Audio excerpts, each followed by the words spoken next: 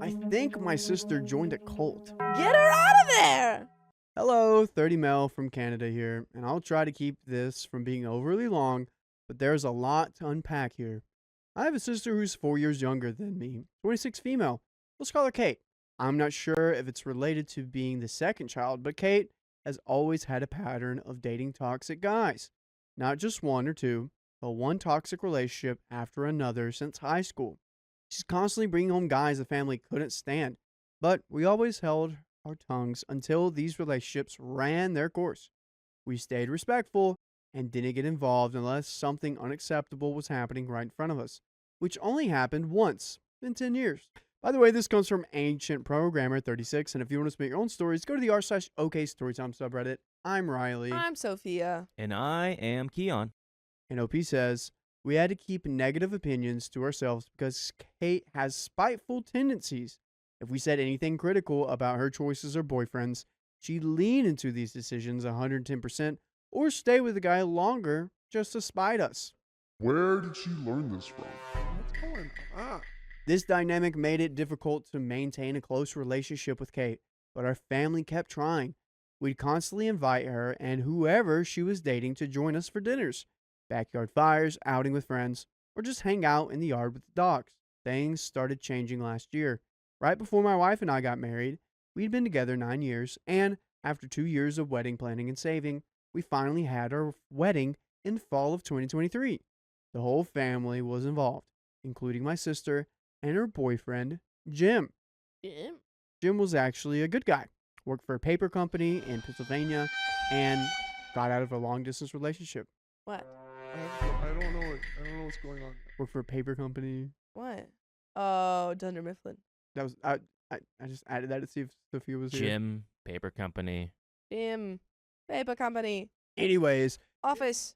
the first decent boyfriend Kate had ever brought home. He treated her well, was friendly, and respectful, and they were planning a future together. Despite dating only a year, they had plans to move out and start a family after finishing university. Okay. Ring before spring, am I right, ladies? Why don't we slow it down? Jim was my best man, and Kate was going to be my wife's maid of honor. Okay. Do you not have a lot of friends? How is Jim your best man? I'm sorry. At your wedding? That's a good point. Did you just really get along with Jim, or did you not have anyone else? Maybe he's just very persuasive. Yeah, maybe Jim was like, "Hey, I'll be your best man if you need me to be." And OP was like, I mean, like, I was gonna ask my best friend. He's like, Jim's like, "No, I got you." I'll step up. Yeah. Then a month before the wedding, Kate suddenly became unsure about her relationship with Jim. They broke up, got back together 2 days later, broke up again the next day. This cycle repeated for about a week. Jim and I are close. We gym together, came together, game together, and work in the same field. So he confided in me. Hey, you can't say what you just said. You can't unsay Can't that. say that. Stop me. You can't. That's wild. Apparently, Kate kept ending things because Jim wasn't ready to move out yet. He wanted to wait until finishing school and working full time, but Kate wanted to move in immediately, even though she had 18 months of university left. I feel like that's super fair of Jim to be like, we're not even out of school yet. Give me a minute, girl. And like, hold your horses. No rush. Don't be rash. 2 weeks later, they officially broke up for good the week before our wedding. Jim decided not to attend, and another close friend stepped up as best man. Here's where things get complicated. It's already pretty complicated. Jim and Kate worked together in retail, seeing each other daily. Their breakup initially didn't make sense to us until months later when the pieces came together. Jim confided in my wife that leading up to their breakup, Kate had gotten really close with a coworker named Steven. Ruh-roh. 2 weeks after ending things with Jim, she was officially dating Steven and brought him home to meet our parents. None of us could stand the kid. Now for some background that explains Steven's upbringings and where things got cult-like. My parents have always been somewhat religious, not fire and brimstone Catholic, but they believe in spirits and that evil exists. Back in 2016, my mom was getting bad vibes from their house, hearing things, missing items, the dogs randomly growling at empty spots. A friend referred them to a man who does home cleansing. Let's call him Todd. Todd the cleanser. Oh, the cleanser. I'm sorry. Hey, it's me, Todd. Someone called in about a haunted house. OP, you took me out of the story. You can't name You can't name him Todd. You have to name him like Father Brian. Like Damien. Yeah, Damien. there we go. Cassian. Yeah, something really like edgy. Yeah, I'm sorry. Todd's, Like Neo. yeah, Todd likes finances and golfs on the weekend. Hey, it's me, Todd. Spirits, get out of here. Get gone. Hey, They're get gone. Money, lost. please. Yeah, that's They're living here. They're living here. They actually lived here first, so you got to get out. Sorry, they say you gotta leave. It didn't work. They don't like that dog of yours. Yeah, they don't like your vibe. You know how you watch a movie and something just brings you out of it? Yeah, That's how That's I feel Todd. now. fair. I'm not sure if Todd actually did Of course he anything didn't. His name is Todd. or just gave my family peace of mind, but it made my mom comfortable. It became an occasional thing where they'd call Todd when feeling negative energy, paying $400 per cleansing. That's wild. Crazy to me. That's wild to me. But also, I mean, like, it's very much, in these cases, it's just very much like a fake pill. Oh, placebo. Placebo Placebo. effect. Time out. It gets crazier. We get more Todd lore. Oh, Oh, man. heck yeah. Todd doesn't work a conventional job, but apparently makes enough from his exorcism following to afford a big house in a nice area and supports a family of 8. Well, I believe there were things to be wary of. I'm sorry. I'm looking up Todd the Exorcist right now. Todd screams scam artist or cult leader to me, but Kate looked up to him, attending his annual birthday parties where they perform exorcism on possessed people. All right. Okay, so Todd's going to be a character now. Okay, look, I do believe in the spirits and all that stuff, but like, if you're going to be doing that, do it for the love of the game. Be like, I don't want there to be spirits in anyone. Don't charge people. Yeah, man. Don't be doing house calls. Well, I feel like that's why it's usually like priests doing it. Yeah. That's what they did at my grandma's house. When I was first born, things were going a little haywire at that house. Good thing Dakota's not here. But they did get a priest and they exorcised the house. Crazy. Well, I mean, I think Did he- I did have he charge? spirits. No, he didn't charge. I okay, don't think see, you the love of the can charge game. the priest. I think you can. To exercise a house? Well, I'm for a while, Oh, priests oh. were like, Free. give me some money and I'll pray for you. Yeah, give me some. Yeah, and that was wrong. And that was Who the did whole that? thing. Who did that? All of the priests in the Catholic Church for a minute, they were like, "Hey, I'll give you this saint. I'll give you Bone. this little I'll cross. let you get into heaven if you give me some money. Give me all your savings and I'll give you this little cross. God's gonna and you're- forgive you yeah. if you pay me money." When Kate brought Stephen home, we learned he's Todd's son and claims he can also see and hear spirits, helping his father What? carry out God's work by sending evil spirits back to heck. Oh, these people are scamming you. They're scamming you, Kate. This was red flag number 1, but having just met him, we held our tongues and gave him a chance. I don't know if you should still be. I wouldn't have held my tongue. If someone came to me and was like, yeah, like one of my, like, if Sam came to me Yeah. and said that he was paying someone $400 multiple times to Wait. cleanse his house, I'd say, Sam, you're being stupid. Stop wasting your money. Okay. Hear me out. You can profit from this, but you have to do a little extra work. Okay. Do a cleanse and clean service. We Mhm. clean your house, and then also on top of that, we'll cleanse it. Yeah. But that's sort of like a I think the cleansing is free, but the cleaning, yeah. But you can like up your Yeah, thing, yeah. just The like rates just are for a little bit cleaning, but more. like a tip cleansing. yeah. But Perfect. yeah, someone said they also cleanse houses, but they don't charge. Do it Yeah. for the love of the game. Okay.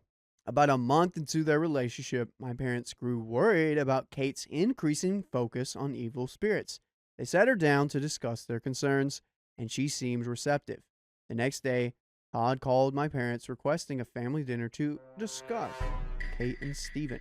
During this dinner, Todd went on about how God speaks to him and gifted him power to banish demons, claiming he's the second most hated man to demons after Jesus. That is a big claim, sir. Oh, I'm- Bold claim. I want to meet this guy. I'm having some problems now. He also mentioned leaving the church because it was too corrupt and he was going off on his own. Make another church. Yeah, and he's like, and we're gonna make a giant church, and everyone's gonna pay me hundreds of dollars every time they come in. and it's gonna be beautiful and gold. Imagine not tithing, but you have a payment system where you just have a subscription. You have a subscription based And every Church. time God tells me to press 15% or 20. Yeah. it renews anytime God tells me to. He spent most of the evenings promoting his son and claiming it was God's will for Kate and Stephen to be together. God did. Also, in this movie called Kingdom of Heaven, Yeah. remember the part where they're like, God wills it, and everyone goes, God wills it. Oh, God wills it. My parents and I always quote that anytime we say, like, God wills it, and it's like I don't know that movie. it's a great movie. Orlando Bloom's in it. Jinx me a Coke. I'll check it out, It's guys. like a Lord of We're the under Rings our kind of vibe. I'll check it out. You'll love it. Red flag number 2. After that night, Kate started staying at Stephen's more often. Whenever Stephen came to our house around 10 to 11 p.m., he claimed there were too many evil spirits bothering him, so they'd only sleep at his place. As a family, we decided not to comment because any criticism would push Kate further away. Stephen started sucking my sister's... Pause. Sorry. Stephen started sucking my sister's deeper into this world. That's how it's Stop read. adding an S. Yes. Not sisters. It's sister. Stephen started sucking my sister Why are you deeper. emphasizing the Okay. sucking? Into his world. Steve, I can't even read this sentence. Stephen started sucking my sister deeper into this world. Suddenly, Kate wouldn't go anywhere without Stephen and his family. For my birthday at a bar, Kate wouldn't come because Stephen said bars were crawling with evil spirits, and it wasn't safe without him. Steven. At parties at our place, Stephen would argue with guests, telling them they were possessed or evil if they disagreed with him. They're like, hey, I brought the quiche, and he's like, no, you didn't. And they're like, yeah, I did. He's like, You're evil. they're like, I was just telling you that I brought the quiche. He's like, Possessed. Demon. Quiches are evil. I finally had to tell him not to speak badly about my guest in my presence. Kate became increasingly dependent and distant from our family.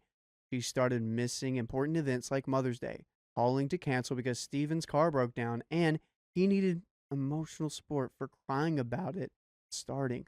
he's just so in touch with his emotions. She justified not coming by, saying she'd already seen Mom 2 days ago.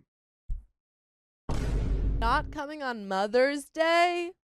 Diabolical. Also, I get that she may lean deeper into these guys, but you should stand up and say something to your sister all these times. Like, what's wrong with you? The next little paragraph is the breaking point. But dude, I have so much against just like the way they go about things, that they're better than other people. If you disagree with them, they're wrong because they know everything and they can see everything.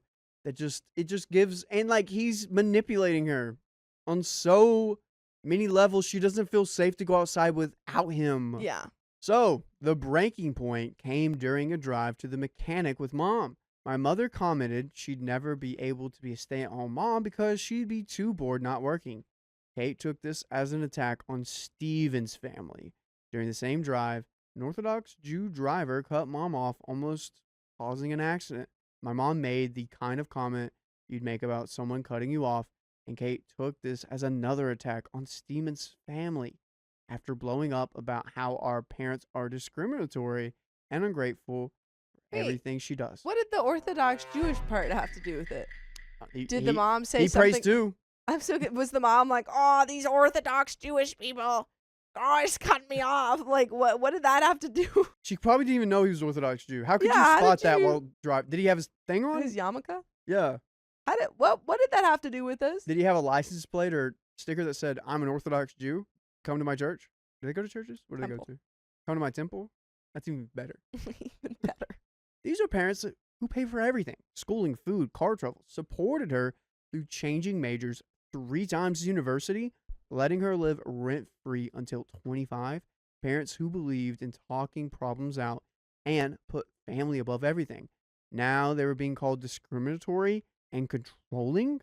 After that night, Kate went completely off the grid for a week, not answering messages or going home, completely ghosting the family, including my wife and me, even though we weren't involved in the argument. Yikes. This is so concerning.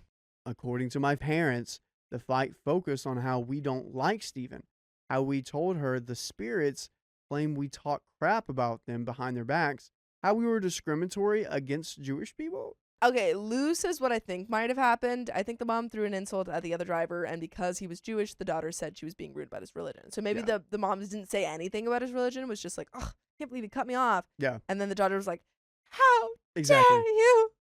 My thing was, you're driving, you're not really looking at who's driving. It just sort of happens, and it's not like targeted. It's not targeted, is what I'm trying to say. No, I agree.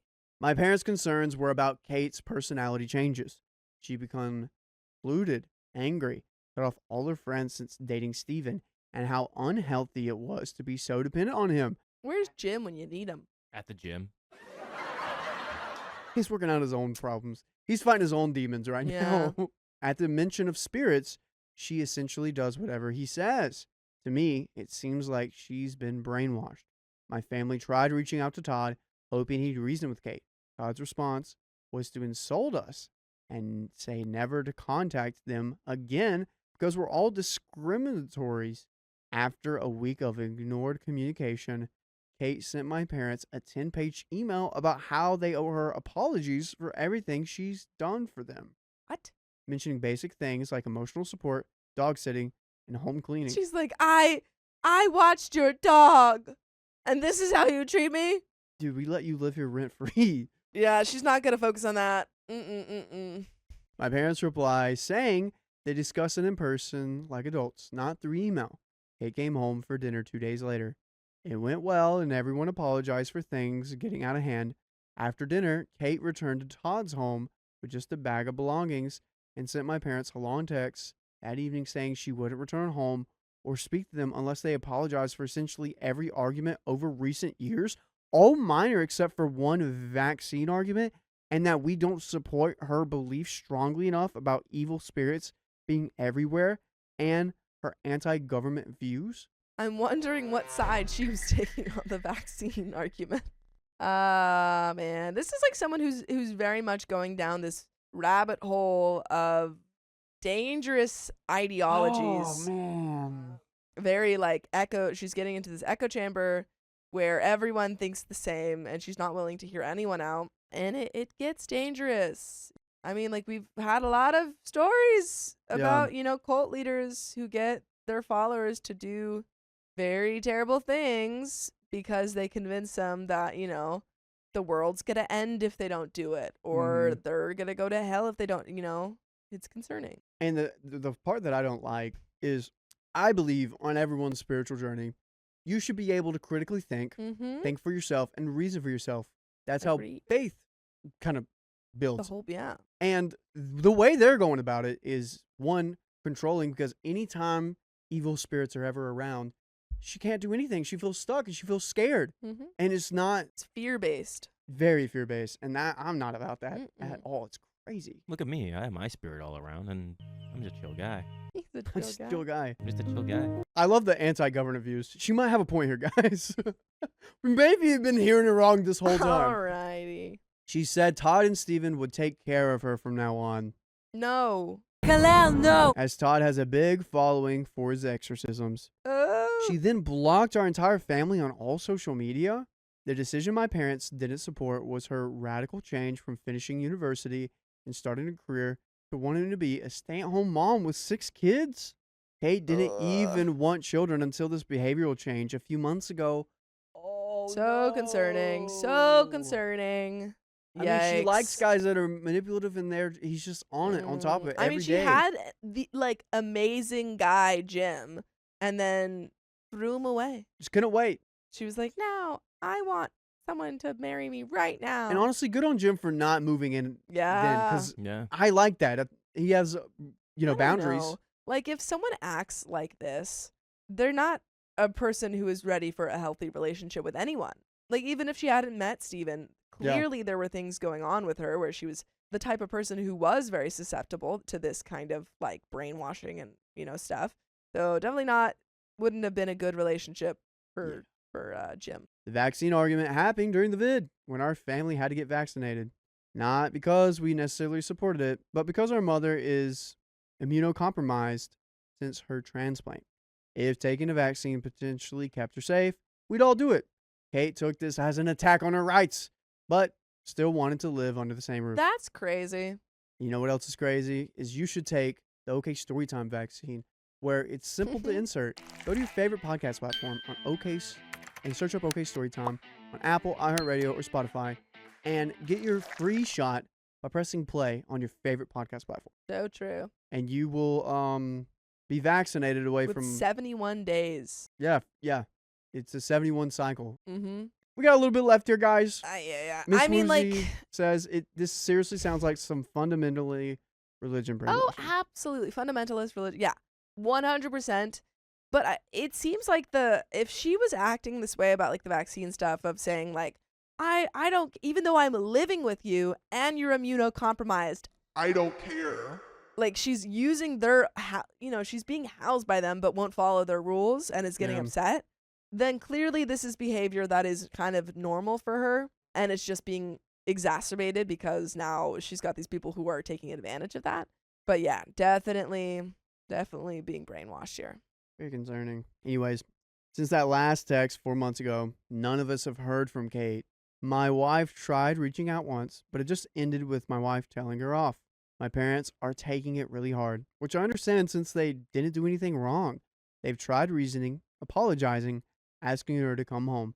Since Todd's family and following paint us as evil and claim God's will is for her to be a part of their safe family where spirits can't reach, because Todd considers his house equivalent to a church or monastery. It's all in vain. These are the same people who took in my wife when she had nowhere else to live due to a complicated home situation. The same people who give to charity when they can, spoil not only their kids but their dogs as well. Genuinely good people who don't deserve this. And talking about Opie's parents. Yeah. I mean, unfortunately, there's not much that you can do without pushing her further away. Yeah. She's an adult. She's making decisions. Hopefully she realizes, what's going on, but doesn't seem likely for that to happen for a while. I was really hoping for her and Jim to get together. Me too. Jim would have been good. He would have. Jim deserves it way better. But Jim deserved better. I agree.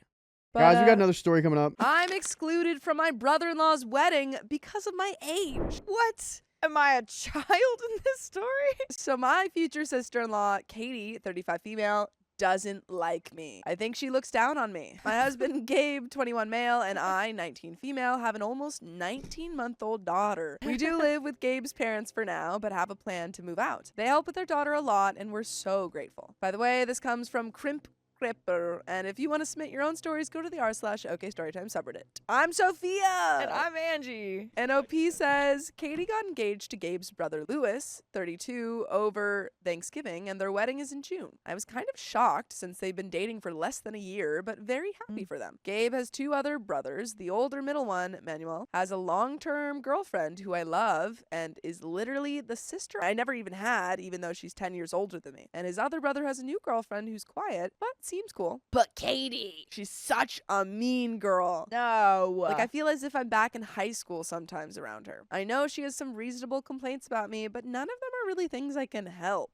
I think she just thinks I'm stupid or clueless. She asked Becca to be a bridesmaid, which is obviously her choice, but the other 5 are her 2 sisters, Ellie, 30, and Gretchen, 21, and 3 friends. I know I'd be younger than everyone else, but it kind of hurt not being asked, even though I'm glad I'm not. Of course, Gabe is going to be a groomsman, and our daughter is going to be a flower girl. So Katie's reasoning is that I need to be watching our daughter, which is also why I'm not invited on the party bus, even though Gina is. The reception is adults only, and I've already asked my best friend if she can babysit our daughter that evening, with a backup babysitter in case anything happens. Beautiful. Last week, we went to Katie's parents' house for my daughter to try on the flower girl dress, and it was awful. To start, Katie's sisters were there, and she insisted that Gabe and her sister Gretchen take pictures together since they'll be paired up at the wedding. That doesn't bother me, but Gretchen kept referring to me as his girlfriend, even though he corrected her a few times. He's going to graduate from college this year and is in a sorority, but doesn't seem to like me much either. I feel like I'm pretty aware of when people don't like me and sometimes try to make them like me, even though it's stupid. So I brought up the reception because she was talking about changing shoes, and I was like, oh, you can put yours in our car if you need, since I'm sure I'll be driving. I know it's weird. I don't know why I do that. But Gretchen seemed really confused about why I'd be there. What? What? I was with her, Ellie, and my mother-in-law when she brought it up. Basically, she said the reception was 21 and up only. I was so embarrassed. Why? But why? I've been looking for outfits and have even mentioned one a few minutes before. My mother-in-law did remind her I was married to a groomsman, and Gretchen was like, oh, it's a venue rule, I think. Liar. And went to talk to Katie. I wanted to pass away, but the party wasn't over and I was driving everyone back to our house. I think Ellie noticed how upset I was and told me she thought it would be fine and not to worry, and then tried to change the subject to how cute my daughter would look. So now your daughter's gonna be a flower girl in this wedding and you're not even allowed to come to the reception? Yeah. Also, your daughter's Come on. 1.5. Yeah. How'd she get a flower girl? That's crazy. Well, I mean, maybe the idea is that she would be walked down holding hands. Yeah, Maybe, who's I walking don't her know. down? I wanted to leave so bad, but of course my daughter was totally fine and having fun. So I just faked it and pretended like I wasn't passing away inside and dropped it. We ate pizza with them, and my father-in-law made not a toast, but was just saying how he was excited to get another daughter. And Becca made a face and whispered something to her sister, which was kind of awkward. She gave me a super fake smile, too. The thing is, Katie isn't some cartoon villain that everyone hates or anything. She's so nice and gracious to everyone else. So she even was a little too over the top about my daughter looking cute in the dress, which was nice. But you know when you just know someone looks down on you or doesn't like you. And I obviously want everyone to like me. I'm nice and funny and smart. I Right. know I make mistakes, but she treats my husband so much better than me. Now I'm nervous to talk to Gabe because I know if he knew about any of this, it would cause a fight. Not between us, but with him and Luis and Katie. And I'm not trying to make their wedding anything about me. If I don't have to go to the reception, that's fine. That's the stupid dress for our daughter she picked out was over $300. Wow. So maybe I'd save money. And I know Gabe doesn't like her. He even made a comment wondering how long the marriage would last to his mom, and she shushed him on the way home, but even she laughed. I did talk to my in-laws and husband casually, and mother-in-law basically said Gretchen is an idiot and didn't know what she was talking about. They think it's insane to think I'm not invited. Mother-in-law said she would talk to Luis, but I asked her not to. I don't want to cause drama, I just want to know. But Gabe said if I'm not invited, he's not going. So now I don't want him to miss out on his brother's wedding and just feel like a piece of crap for bringing it up. Am I being overly sensitive? I mean, he was gonna find out that you weren't invited. Yeah. I mean, how would he feel if he's having a fun time at the wedding? Oh my gosh, so nice. This reminds us of our wedding. I love you. And then you're just like, okay, yeah, go on without me. You just have to. Have fun. Yeah. I'll be over here drinking a glass of milk. Right. I doubt he's gonna like that either. Yeah. So yeah, you're definitely not overreacting though. No. I would be upset too. But there is an update. So I was going to confront Katie myself. This is ultimately between us, and I am an adult. But Friday night, we were just hanging out, and Katie's sister Gretchen had texted Gabe this TikTok of a bridesmaid and groomsman doing a dance walk-in and was like, hey, LOL, we should do this. It was stupid, but also low-key kind of romantic or spicy. He was going to ignore it, but I was like, you're gonna have to see her and she'll bring it up. So he said it would be better for Becca and Manuel, his brother, and his brother's girlfriend, who are both in the wedding. Then at one point later, she responded and was like, oh yeah, that's cool. I'm sure you're excited for a night off from the girlfriend and baby. He was pretty pissed off, and I was kind of shocked she'd say that, but told him he should probably ignore that one. Because I know girls like that and they hate being ignored, you know? He was going to ignore it but kept getting mad about it and just responded that was a weird thing to say and that I would be there. So at that point, I'm like, okay, yeah, you and Luis should talk. The brothers and their dad get lunch at the same spot every Saturday. It's not mandatory and they miss a lot, but the next day they went and afterwards they hung out a bit. Gabe basically brought it up and asked Luis to switch him off from Gretchen because she was creeping him out. Luis was shocked he brought up the reception because he hadn't heard anything about it. He said Gretchen was probably just being nice and to cut Katie some slack because they were trying to plan a wedding in a short amount of time. Then, and I love my husband, but he thought this would be a great time to be like, well, maybe you shouldn't rush it so much. Then Luis was like, why would I listen to you? You're still in mom and dad's basement. Which, yeah, fair point. But just an FYI, Luis totally lived here on and off until he was 30. Just saying. And they fought more. Gabe said they didn't fight about me, and honestly, between me and Reddit, their family fights a lot, but it's just always fine. Like, they're kind of dramatic, you just get used to it. They don't stay mad, but I guess for whatever godforsaken reason, they brought the fight to the other brother Manuel's house. And then Manuel was like, yeah, I agree. You're going too fast. Apparently, Manuel had been wanting to propose to his girlfriend this year, and Luis told him he shouldn't until after the wedding because they deserve for the focus to be on them, which had to have come from Katie because there's no universe where Luis would ever care about that. Obviously, I'm hearing all of this secondhand because afterwards, Manuel came back with Gabe and they were telling me. I got kind of mad because I'm like, you cannot be ganging up on your brother. He's just a delicate person, you know? And he's been through a lot. And they didn't like me saying that and brought their parents into it. Like I said, they're just a dramatic family sometimes, and I am not, so I don't get it. So now I'm just stressed and I have no answers. I haven't been sleeping well lately, and this is stressful and not helping. Luis or Katie haven't said anything. Frickin' Gretchen texted Gabe another TikTok, and he just responded that he doesn't have TikTok and went to bed. I guess we'll probably just go to the ceremony and go home with our daughter. I was kind of looking forward to a night off, but it's fine. Manuel's girlfriend, Becca, and I are close. We were chatting about this, and we both decided this was the brothers' thing to figure out, and we should stay out of it. Like, we're not trying to hang up on anyone, and in the end, it is their wedding, so we'll just do what we're told. I was supposed to go study with my bestie today at her sorority house and leave my daughter with Gabe, but I just felt like he was going to be so hungover and could use a relaxing morning. So I just took her with me. Her one roommate had asked the other day if I could bring her over, partially because she's nice and loves babies, but partially because she gets credit for her child development class. But anyways, we were taking a break, and on Instagram, and Gretchen, who does not follow me, but my profile is public, liked a post from 3 years ago, and my friend's like, she's going to single white female you. And I've never seen the movie, but I get the gist. So she also went back and unliked the post. That's embarrassing. I guess if you never hear back from me, just assume I was unalived by a rabid bridesmaid. We're all way too old for this BS. I know. Gabe is up and working on a project with his brothers. See what I mean? Where they fight and it's usually fine. So hopefully I'll have more answers tonight. He's so hungover today. Update 2. So the wedding date changed from June to April, by the way, and now things have gotten even weirder. So I've had the vid the last few days. Bad. So when Katie called me this morning, I stupidly thought she was calling to see if I needed anything. Gabe and I live with his parents for now, but he's been at Katie and Luis's every day after work this week, helping them with a renovation project, and has brought our daughter. It's a safe space. He's just working on the electrical box, since I can't watch her this sick, and his parents already help out during the day a lot. So she knows I'm very sick, but decides to call me to invite me to the bachelorette. She's treating it like an olive branch, but get this. She's literally asking me to work. Apparently, enough girls dropped out, and they're now going to Napa instead of Miami. And instead of hiring a driver, she thought it was a great and magnanimous idea to offer to let me come. I won't even need to pay for the hotel I would share, just my flight. Oh, and I would need to drive them around the entire time. You're not a chauffeur. That's crazy. I hate her and her sister, but one of her sisters is cool, and her friends seem nice, but no way.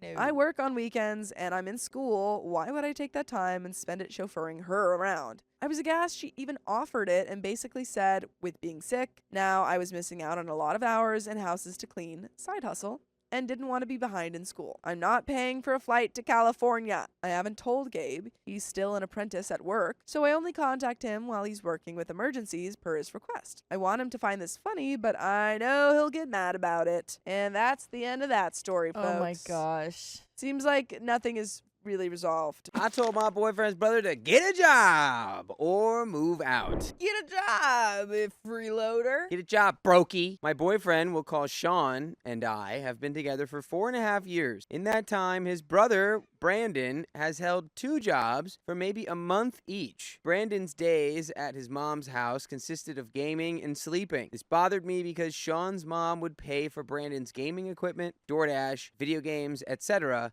And I was simply jealous. I wanted to be him and not have any responsibility, but it was easy to cope because he was living with his mom, not with me. By the way, this comes from user ReadySystem6511, and if you want to submit your own stories, go to the r/OKStorytime subreddit. I'm Dakota. I'm Angie. And I'm Keon. According to Sean and his mom, Brandon was really social before the vid and had goals and aspirations. Then the pandemic hit during his senior year. He didn't get a graduation and all of his ambition passed away. He succumbed to severe social anxiety and has trouble leaving the house. He had a job at a grocery store for a month, but quit after his boss took his phone. Then got a job delivering pizza, but had a horrible anxiety attack after delivering the wrong pizza and quit. I would be more empathetic to his mental health struggles if he wasn't an a-hole. His whole family accepts that he is an a-hole and says, well, that's just how he's always been. He's blunt and short-tempered, and I don't like the way he treats his cat. He would wake up, game, order DoorDash, take it to his room and eat, and then continue gaming. Sometimes he would go to the gym. This took a huge toll on his mental health, and he was self-harming for a period. He wrote a note,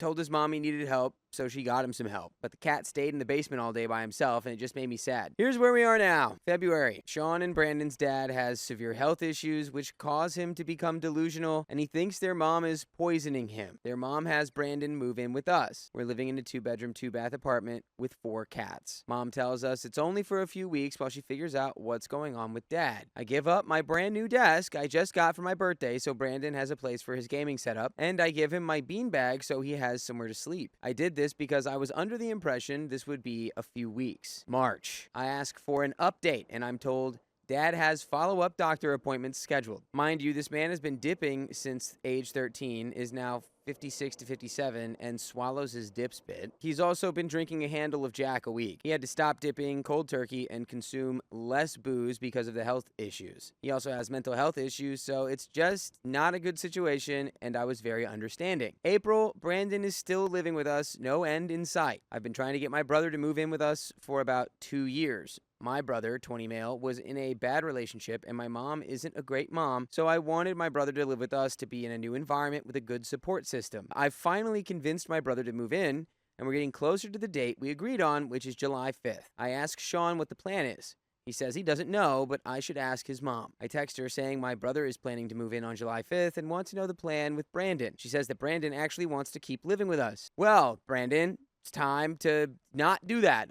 You don't get to always get what you want. Yeah, why are we not talking to Brandon directly, too? Why are we... Fully grown Brandon. Yeah. I talk to Sean and say I don't want to live with Brandon, and Sean says if Brandon doesn't get to live with us, then neither does my brother. I say that's fine, and I text my brother and tell him he can't move in because I don't want to live with Brandon. Sean breaks down and says he still wants Brandon to live with us because he's worried about Brandon's mental health, and he's afraid his mom won't see the signs. The joke here is that I'm slowly deteriorating mentally. I, too, struggle with ADHD, which I believe causes my anxiety and depression. There was a 2-month period where I was having an anxiety attack before work every morning, but I still had to go to work, which is where my resentment for Brandon comes from. But fine, I get it. I tell Sean that's fine, but Brandon needs to get a job, and we're getting a house because I'm done living in an apartment. We need space for ourselves, the cats, and Brandon. Sean agrees, and we loosely set a date for Brandon to have a job by June 21st. May. Brandon doesn't seem to be applying for jobs, but apparently applied for 2 to 3 jobs in the month of May. Brandon continues his schedule of waking up, gaming, going to the gym with Sean, coming home, gaming, and going to bed. June. We have found a house and are rapidly approaching June 21st. Sean didn't tell Brandon he needed a job by this date. Our closing is set for July 21st.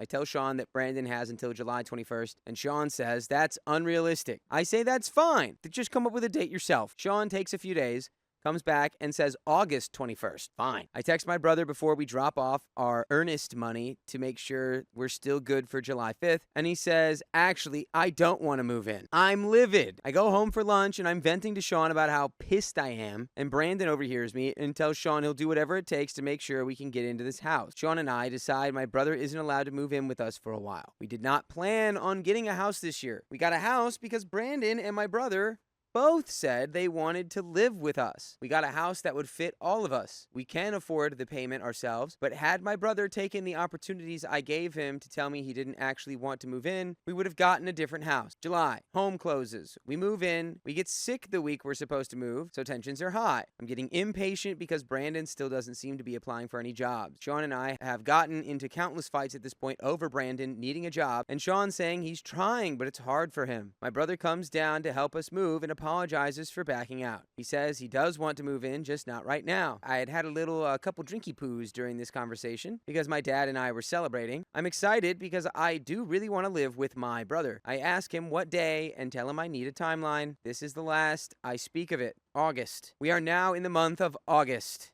I have asked Sean numerous times if he still intends to hold Brandon accountable on August 21st. He assures me every time that he will, and that if Brandon doesn't have a job, he will be moving out. I'm getting nervous because it's the 15th and I've heard 0 new updates on a job, but also I'm in the mindset of, don't know, don't care until August 21st. Thanks to my therapist who pointed out how exhausting this is to me. This past Saturday, I asked Sean because I'm genuinely concerned and want to know what's going to happen. Sean admits that he still has not talked to Brandon about needing a job on the 21st. However, Brandon has been waking up still at noon and DoorDashing occasionally for 2 to 4 hours a day and has the money to pay us his portion of the mortgage. I stay calm because we're on the way to a birthday party and I'm just trying to have a good time. Also, I'm broke right now, so $400 off the mortgage payment sounds real nice right now. Sunday. I've had time to digest the conversation, and now I have questions. What was Sean's plan come the 21st? What was he planning to tell me? Have you had 0 communication yourself with this guy who's living in your house? That's what it sounds like, and it's blowing my mind. Would Sean just look at you and not respond? Would he just curl up into a ball and refuse to interact? What's going on? He's been promising that Brandon will no longer live with us if he does not have a job by the 21st. I'm in the shower arguing in my head with Sean, Brandon, and their mom. Sean comes in and asks me what's wrong. I gather my thoughts and tell him Brandon has until October 1st to get a job or move out. Brandon is to apply to 10 jobs a day or he will not be up late gaming. We're going to dinner with his mom on Tuesday and I'm laying all of this out today. Sean texts his mom everything I said, everything I've been feeling, and everything I'm frustrated with, and says it like this is all my idea. He sends me a screenshot, not of the text he sent, but of her response. She basically says Brandon has bad anxiety and that setting a date of October 1st will stress him out and push him to the limit. That he's been more motivated recently and has been DoorDashing and getting up earlier. Still noon, and he is making money for himself and to pay his portion of the mortgage. Mind you, his mom decided herself that he would pay $400, not me and Sean, her. Sean agreed that $400 is enough when I brought up to him that I don't think $400 is enough. Our mortgage is $1,750. $400 is not enough to cover his portion of the mortgage plus utility bills because he's home all day gaming and leaves the lights on and leaves his computer running when he's not using it, blah, blah, blah. Sean and I got into an argument today and Sean says I'm moving the goalpost because of what my standards are for a job. They've been the same this whole time and that I can overlook what my brother did, but I can't overlook Brandon. Every argument we've had about Brandon, Sean brings my brother into it. I feel the only similarity between their situations is their struggle with mental health. And that's it. I ask Sean what I need to do so he quits complaining about the situation with my brother. He gets upset, and I said, he's complaining about my brother, and then says my brother needs to apologize to him for dropping out of moving in at the last second. But he doesn't want my brother to apologize because I told him to. He wants my brother to just know he should apologize to him. I said, fine. My brother won't move in until he apologizes. Brandon has until October 1st to get a job or move out. And if he doesn't, I'm moving out. I will still pay my portion of the mortgage. And by the way, you can pay us with time you spend listening to full episodes with stories like this on your favorite podcast platform. Just search OK Storytime wherever you listen to podcasts. And you can get the full archive at your fingertips. Sean hasn't responded to my text because he called his mom and told his mom about the whole conversation. Sean forgot the Ring camera was still inside, so I kept getting Ring camera notifications that someone was at the door, and this is where I'm definitely an a-hole. I listened to their conversation for an hour over the Ring camera. A week ago, Sean told me that if it came down to me or Brandon, he would choose me. Today, he told his mom that if I don't like it, I can leave. He didn't know I was listening, though, so I feel this was said in anger. I don't know. Any advice is welcome. As loud as I can possibly say it, leave. I know this is the internet, but it would be great if you could be gentle with the advice. This whole situation has been a nightmare for me. I don't even know who I'm dating anymore. Yeah, and that's the end of that story. Yeah. I don't think you should be dating them. Yeah, I that think you should does really leave suck. them. I demanded money from my brother after my pet passed away. Was he responsible? Let's find out. I, 20 female, and my brother, 16 male, have never gotten along. This all started years ago when I was around 10. I don't know what's in this story, but I'm putting a trigger warning for something happening to a pet right now. If you're a person who can't handle that, this is a risky story to listen to. Because the next sentence is, I know it's common for siblings not to get along, but this kid is a psycho. Oh no, that's not good. Get your pets out of there. Our arguments were always very severe. And by the way, this comes from user Amy Louv. And if you want to submit your own stories, go to the r/OKStorytime subreddit. I'm Dakota. I'm Sophia. I'm Riley. And OP says, I have always been an animal lover. I'm scared. I just hope it's not a turtle. What? Because he likes turtles. Poodles. I don't know. Anybody else? You get to pick one. You get to pick one? One pet you hope it's not. Oh, I hope it's not a dog. Me as well. I hope You it's can't not pick a... mine. Yeah, you I gotta hope pick a it's different not a one. bigger dog. That's the Okay. I don't know what size my dog was. Fine. I hope it's not a cat. Okay. We've got cats, turtles, and dogs covered. Everything else, sorry. And all of my pets have lived long and happy lives up to this point. He, on the other hand, is not good with pets.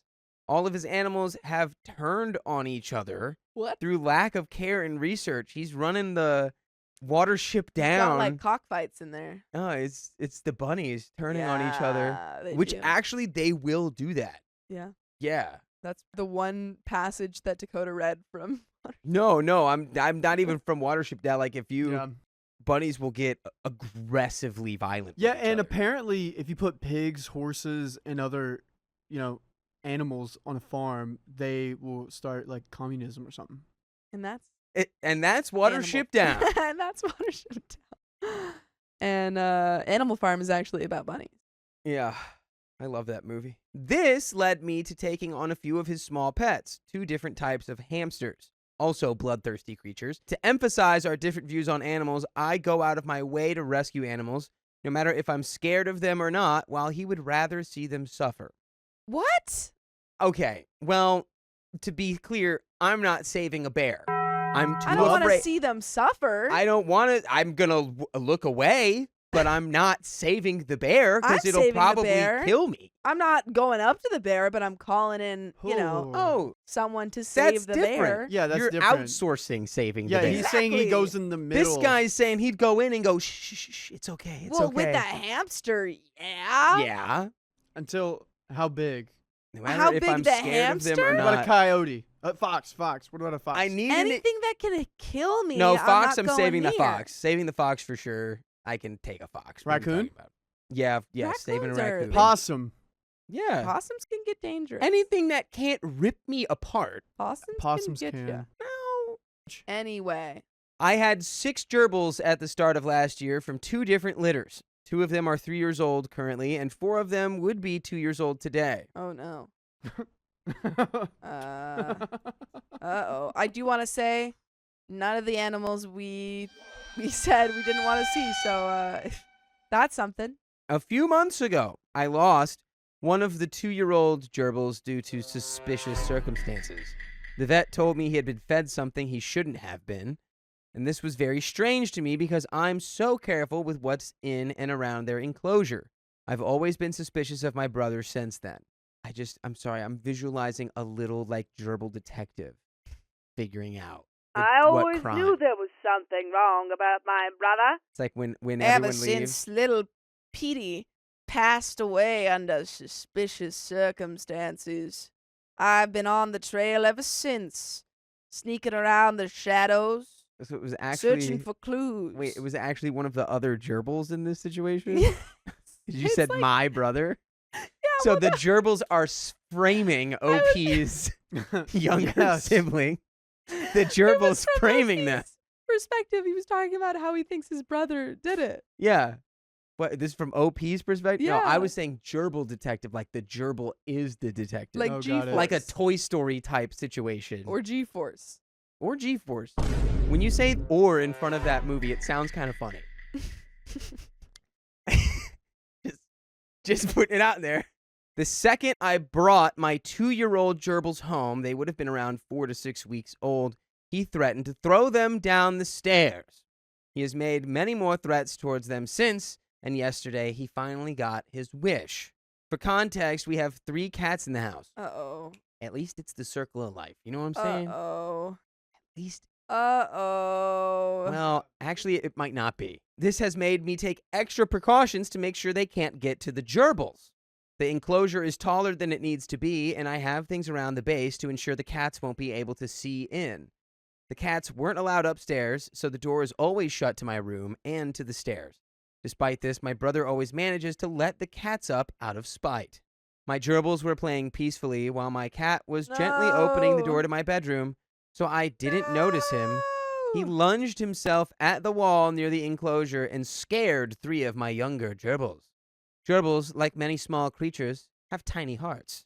They've got little hearts. So cute, though, saying that. They've got tiny little hearts. Is this about to be like a fainting goat situation? I think they're going to Probably. pass away, though. So this can be enough to unalive them. I launched myself off my bed and grabbed my cat. I took him downstairs and found my brother. I asked if he had shut the door, and his response was, "They should be allowed upstairs. It's not my fault you decided to get gerbils." Now, do I think that the cat should be able to scare the gerbils to death? No. Do I think the cat should be allowed upstairs? Yes.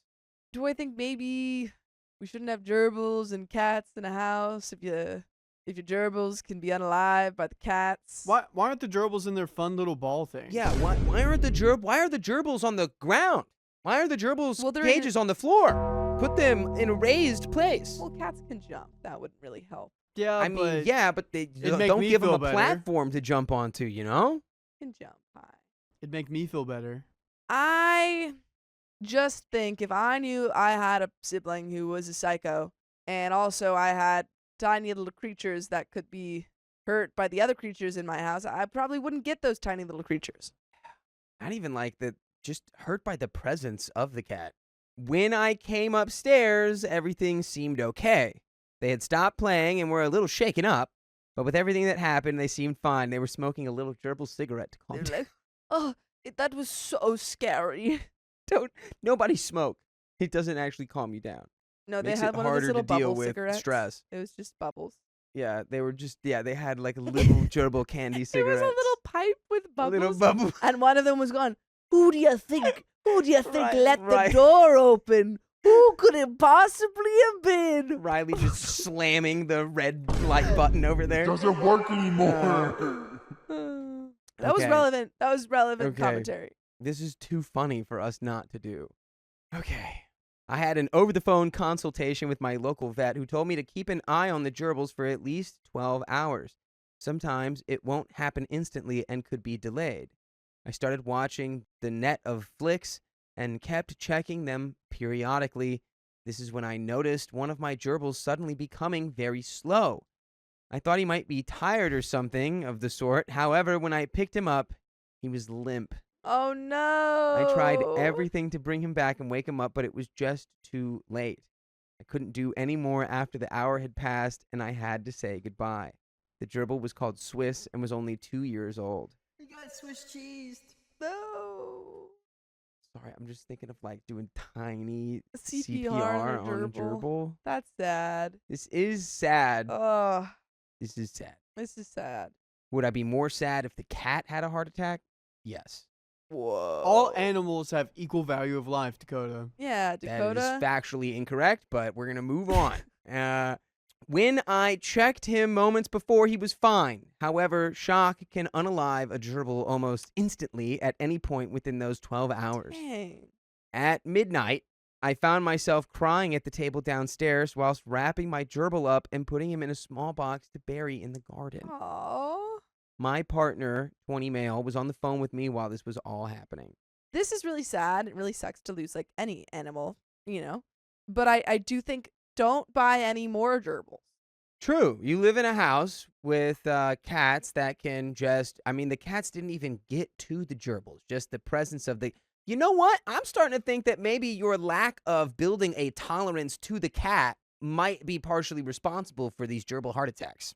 You know, because they got a big dose of cat all at the same time. They'd never seen that cat. And it's Yeah. like, if you would have just trickled the cat exposure in, and then they would Maybe. know, oh, I'm in this cage, the cat is a non-issue, this large creature. I'm always very impressed by people who have like guinea pigs and gerbils and hamsters because they seem to understand them in ways that I just don't get. Like they'll be holding them, and the gerbil or the guinea pig will be like, and they're like, oh, it's happy. And then like 2 seconds later, it's like, and they're like, oh, it's angry. I'm like, what? That gerbil just said the same thing. There was not a note of difference. What do you mean? They're like, oh, it's having a heart attack. What do you mean? I'm pretty sure if you saw a gerbil happy and a gerbil having a heart attack, you'd know the difference. I don't know. No. It might look very It looks similar, honestly. It looks, and when I say, I just mean like they get scared or like happy. They Yeah. look the same. I'm remembering all of my hamster/gerbil interactions I've had in my life, and it is pretty the owners- homogenous. The way that owners are they- like always like, oh, you can't hold it. Oh, you can. It likes that now. I'm like, what do you mean? I just Although- never touch them because I'm scared of them. and demanded my brother pay for the gerbil I lost due to his negligence when it comes to leaving doors open that he has been told to shut. My mother was not happy with this at all. Neither would I be. She called me into a room and told me that it was all my fault and that they are my gerbils, so I should be responsible for shutting doors in the house. I tried to argue that it's impossible if I'm not aware my brother has left a door open on a completely different floor of the house, but she was having none of it. She told me to grow up and leave them both alone. This morning, the argument started again. She asked me if I was okay, and I simply replied with no and carried on with my morning routine. She scoffed and walked away. Then my brother came out of his room, and I reminded him of the money he now owes me, £10. She told him he didn't owe me anything and to just ignore me. I reminded both of them that I didn't even get an apology. My brother went on to explain that he thought I was lying about my gerbil being unalived and that I just wanted the money. He told me he'd pay me the money if I showed him proof. I told him I wouldn't be digging up my beloved pet all for a bit of money. After a while of a screaming match, he finally coughed up the money and told me to leave it or he would unalive all of my gerbils. Oh, okay, yikes. Not a cool vibe. Bad. My mother chipped in and said I'm lucky she doesn't boot me out of the house and kept reminding me that it was all my fault. Which, do I think it's all your fault? Do I think it could have been entirely prevented by you alone? Yeah. A little bit. Yeah. Yeah. Your brother didn't sneak in and throw the cat in your room and then close the door while you were gone. You were there.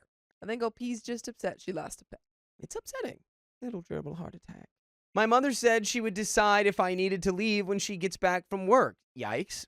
Since she left, I've received the money from my brother along with many threatening texts from him and texts from my mother telling me I'm in the wrong and I shouldn't own pets.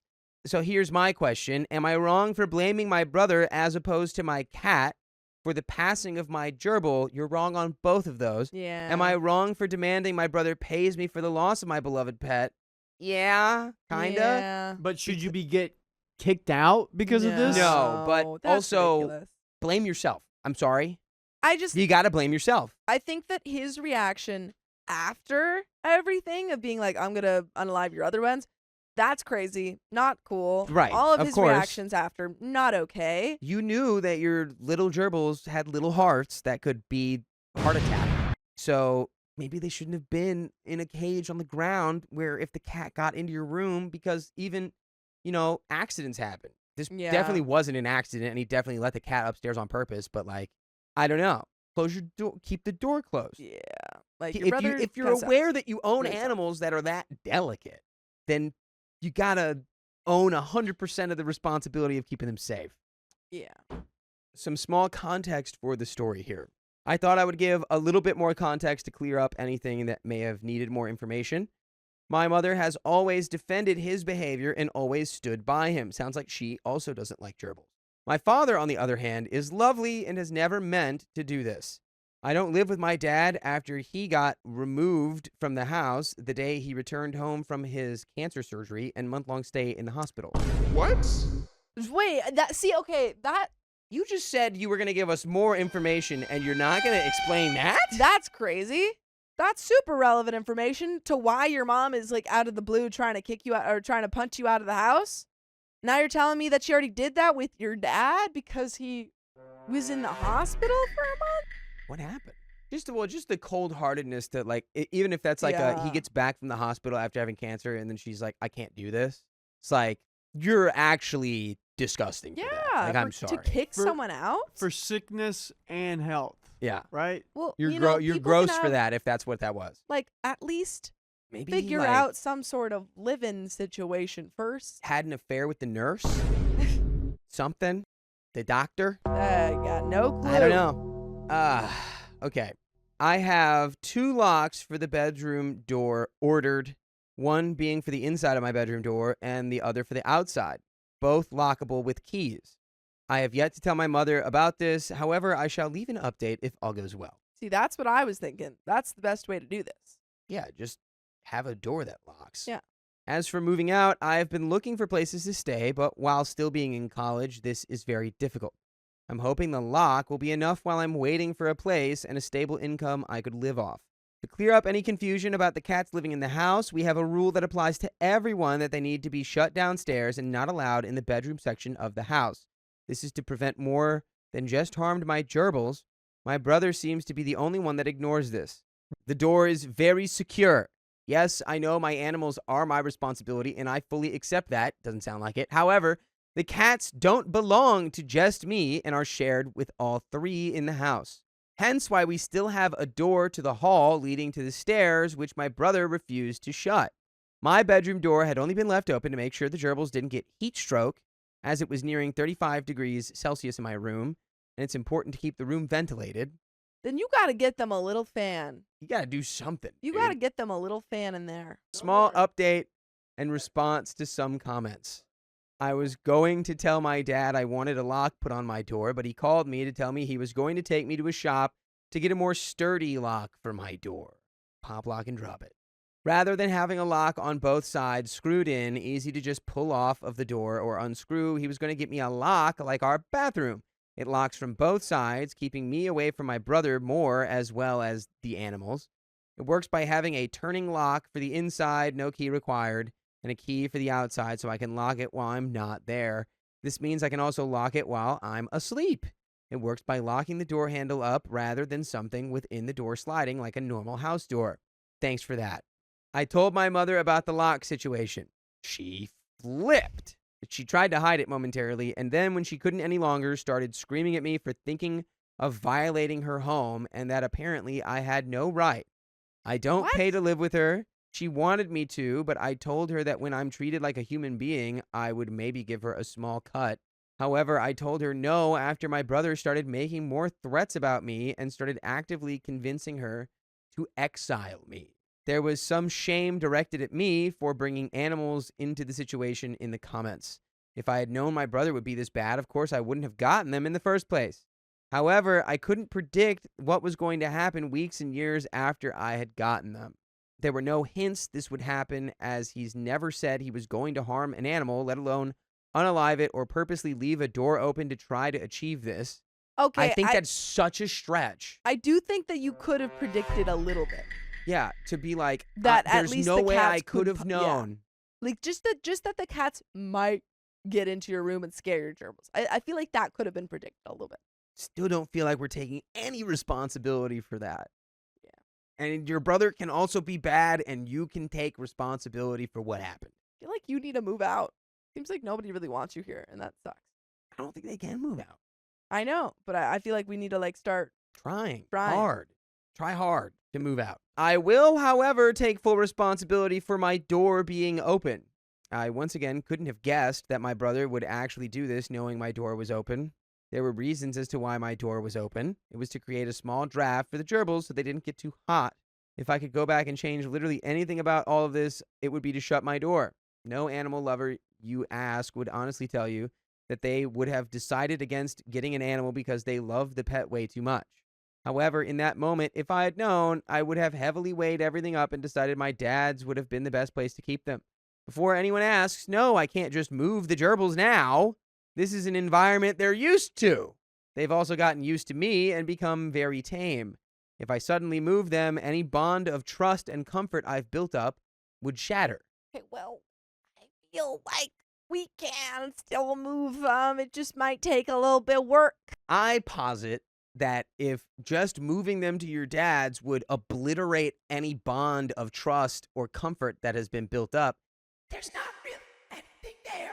Well, I feel like Not right? no. Well, no. Gerbils and like from what I know about guinea pigs, which I'm assuming they're somewhat similar, like yeah, they are very finicky and what are you shit what? You're telling Very me different. the gerbils How? have the ability to know In what ways that are they you different? moved them, and it's like, you, my betrayer. Right. I will not give you the happy squeaks ever again. They're different. How? Gerbils are like this big, and guinea pigs are like, I'm aware. Boom. I know it's size wise they're different, but I'm saying that their demeanors are similar. Would you say a I would fox and a say- ferret are the same thing? a fox and a What? parrot. A fox and a ferret. Fair. A fox and a. Okay. My point is that with guinea pigs, you can't like it's hard to just move them to different places. You have to like get them accustomed to them. However, when the alternative is decease, when is passing away, Sorry. then yeah, you should move them. I'm just dying because there's all these comments being like, you can absolutely move gerbils. No, that's what I'm saying. It's just and that like will not do anything adverse to them. no, they might be like a little bit like Uh, scared or something, but my point is like Lisa- there's no way that that's harder than them like passing away. Yeah, in your heat stroke room, apparently. Lisa Bumgardner was like, I'm in vet school learning about all this right now, and they Yeah. are not that sensitive. This is overboard. Yeah, because then you would never be able to bring them to the vet if that were true. it's like, yeah. I don't like, again, I'm not liking anybody in this story right now. Okay, but we're coming up to the end. Let's go. I moved some gerbils in with my dad, my older three, so I could decorate my room. I did this for a week so the fumes could be let out and they would be safe from the cats. When they came back, they didn't recognize my smell or the smell of the room. They were unsettled for weeks and kept me up at night. Slowly, they built up some trust with me, but some of their old habits never returned. For everyone telling me to move out, that's the plan. However, I'm a student. I need to finish my education for a good job in order to support myself in the future. That's adorable. Finishing college is the only way I'm going to be able to do that. My dad and I have planned for me to move in for 2 years. My mother booted him out after he got cancer, which led to our relationship breaking down. So she did do that. She sucks. She's the worst. Yikes. Your mom sucks. For me and my dad's plan to go ahead, I need money for a car. My dad would charge me rent while I got settled, and it wouldn't be like living with a parent, more like a bedsit or small flat with a landlord. The whole of the upstairs wouldn't be mine, just enough so I have everything I need to live. In the UK, the prices for homes and to rent are getting worse and worse each year. By the way, it just keeps getting better and better. That is the amount of episodes you can listen to, full episodes, in fact, with stories like this on your favorite podcast platform. Just search OK Storytime wherever you listen to podcasts, and you can listen to over 71 days worth of stories. Wow. Yeah, OP, I don't know if you know a lot about gerbils. Honeybee85 says, gerbils are nocturnal. That's what I was thinking. Of course they will keep her awake. My first thought was that again, I only have experience with guinea pigs, but they're up all night. I don't Oh, no. understand. If I wanted to move out before I could, I would end up miles away from my workplace, college, and my partner, all while not being able to get a car. I need to think logically about that rather than move the second I have money for a house or flat, which would also take a lot more time than if I was just to move in with my dad, get a bike. Get a bike, use a bus. Bike, Use bus, public transport. Get out of here and then figure it out. Yes. You do not have, there's no such thing as having everything figured out right the perfect time and then you do it. Get out of the house. Out. Figure out the car situation. Yeah, having to ride a bike every day will really motivate you to get enough money to get a car. As for the "you're 20, just move out" comments, plenty of 20-year-olds have to live with their parents now due to housing prices being so bad. If you're fresh out of uni or college and are on minimum wage, this just isn't affordable. Some unis even offer housing as part of the price or give aid to students who will be further from home and still have no other option. After that, the majority of them move back in with their parents. I haven't gotten any pets in over 2 years, so I haven't gotten any more since this all started to get worse. The cats are around 10 and 11 years old. I didn't purchase them, so technically have no say over what they do, but my mother does, as she was the one who purchased them. She is also a terrible owner and has me paying for a ton of the vet bills, or they wouldn't get specific treatments they need to have. I am reminded of my lack of ownership daily. And that is the end of that story. Stop paying the vet bills. I'm sorry, if your mom says, hey, I need you to pay rent, and your response was, I'll pay rent when I start getting treated like a human being, then when she says, hey, I need you to pay for the vet bills, then your response is, I'll pay for the vet bills when I own the cats. Why couldn't you do that time? Well, because it's like OP is like, when the I just animal's care about the in animals. need, You gotta help the animal. Well, would she like- not pay for them if you didn't? we have to be able Probably to not. Probably not. prioritize ourself first. We have to. If that money you're spending on vet bills for the cats that you, I mean, you don't hate, but you're more pro gerbil than you are pro cat. Seemingly. You gotta use that to move out. You gotta Start saving save up. the 'Cause money. vet bills are expensive. No so- excuses. Go move in with your dad and pay that little slice of rent and be further away from school. Adjust. It'll be better than living with, in an environment where, it seems like everyone's out to get each other. Everyone's out to get you. Yeah. Get out of there. You are the gerbil and they are the cats. So true. Yeah. You don't want to have a tiny heart attack. Nope. But that's the end of that story. My brother called me selfish for meeting with my boyfriend. You are not to be in the same room with him alone until you are married. I, 29 female, own my townhouse, and my twin brother, 29 male, lives with me and pays rent. We have 2 elderly dogs, our childhood dogs, that live in the home as well. I've been in a relationship with my boyfriend, 25 male, for 10 months, and he lives a little over an hour away. By the way, this comes from Chef Emotional 908, and if you want to submit your own stories, go to the r/OK Storytime subreddit. I'm Dakota. I'm Angie. I'm Riley. And OP says, we've been going to each other's places every weekend. My boyfriend lives in an apartment with roommates. One weekend, I go to his place, and the next weekend, he comes to mine so that the driving is fair. This is one of my longest and most serious relationships. I really love him and see a future with him. We've spoken about him moving in closer to the end of the year. Okay. Up until a few months ago, my brother had a girlfriend. For about 2 years, Ruh-roh. Broski's... The void! The void. Broski is just jelly that you still have a boyfie Uh-oh. while his goify has vamoosed. Uh-oh. So, she lived with her dad most of that time, so he would not go to her house to spend the night. She got an apartment, he slept over once, and then they broke up a few days later. Yikes. Ooh! She maybe slept over here at my house 2 times in that whole period. He tells me that he believed I see my boyfriend too much, and that not every weekend is going to work where we're able to see each other. I understand if events come up or something, but I think it's unfair that he's causing these things for me to not see him. They only saw each other maybe once a week for dinner, and that was it. She never slept over. He never went to her house, and I believe that's the reason he thinks this way. A few months into my relationship, my brothers were talking to me badly, and I informed my boyfriend of this. He came over like we planned, and then my brother came into the living room where we were and started talking to me about the conversation in which he and our other brother were talking badly to me. My boyfriend got upset for me because my brother was talking down to me, and they almost got into a fist fight. Oh, wow. A few weeks later, all was fine. They apologized, and it went back to normal. Our dogs are about 16 and 12, so they are old. I pay for all of their medicines, vet appointments. I schedule the dog walker when no one's home and pay the dog walker. I keep a list of all these things so he can pay me back his portion, usually half, but I'm the one doing it all. I typically go to my boyfriend's Friday night after work around 7:30 and stay until Monday morning, where I'll go into the office or go all the way home and work from home and be home for my dogs. I have a very flexible work from home / in-office job and make sure to work from home as much as possible so I can spend time with my dogs, and also so we don't need a dog walker during the day. Meanwhile, my brother is out of the house from 7:40 in the morning to 6 p.m. to go to work.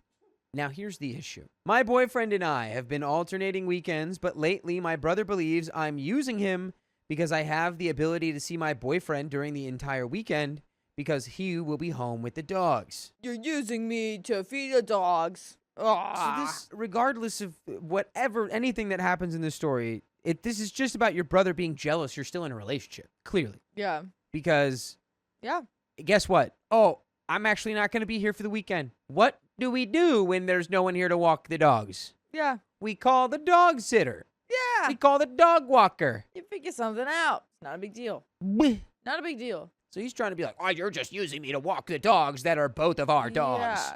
Yeah. Yeah, he's just trying to come up with any sort of excuse or something to find some sort of issue in their relationship. And it's like, Yeah. you're projecting a whole bunch, dude. Yeah, dude. Get over your own relationship before you start crapping on mine. I'm allowed to have a relationship even though you and your girlfriend broke up. Yeah. Sorry. Sorry. It's true. Sorry. When I go to my boyfriend's, I usually spend 3 nights there. He says that it is not fair that he's alone with them and has to do all the meals, meds, walks, etc. by himself. And that the weekends my boyfriend comes to my house, there are 3 people in the house and that all take care of the dogs. My boyfriend has stayed with them, takes care of them, and he loves them as if they're his own, and they love him. My brother says that he's not getting the quote-unquote freedom like I have when I go to my boyfriend's. He says that he always comes home from concerts, events, etc. for the dogs, but he does not always sleep with them. We alternate days where the dogs sleep in our rooms with us. Meanwhile, I've never said he could not stay out anywhere. Anytime I have a concert or event and I can stay at my friends' or boyfriends' places, I do because I like to have a drink and do not want to drive. I'm just very confused and upset on how to handle this because it's starting to affect my relationship with my boyfriend because his weekends are always cut short or do not happen because my brother is like this. My brother says part of the reason is because he wants to spend time with me, but my boyfriend does not usually stay during weekdays because he works.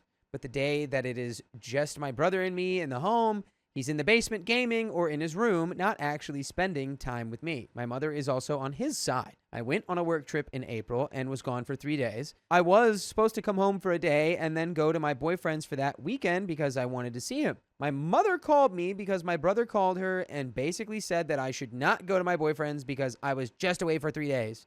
Mind you, it was a work trip and that I had elderly dogs to think about. By the way, I want you to think about the fact that you can listen to full episodes with stories like this on your favorite podcast app, Spotify, iHeartRadio, Apple Podcasts. Just search OK Storytime, and you can listen to a plethora of stories just like this. Oh, yeah. We have more story left, but, I mean, what are we making out of this mountain out of a molehill situation? It's just like, so the parents are now getting on her for being at the boyfriend's all the time. Is that what's happening?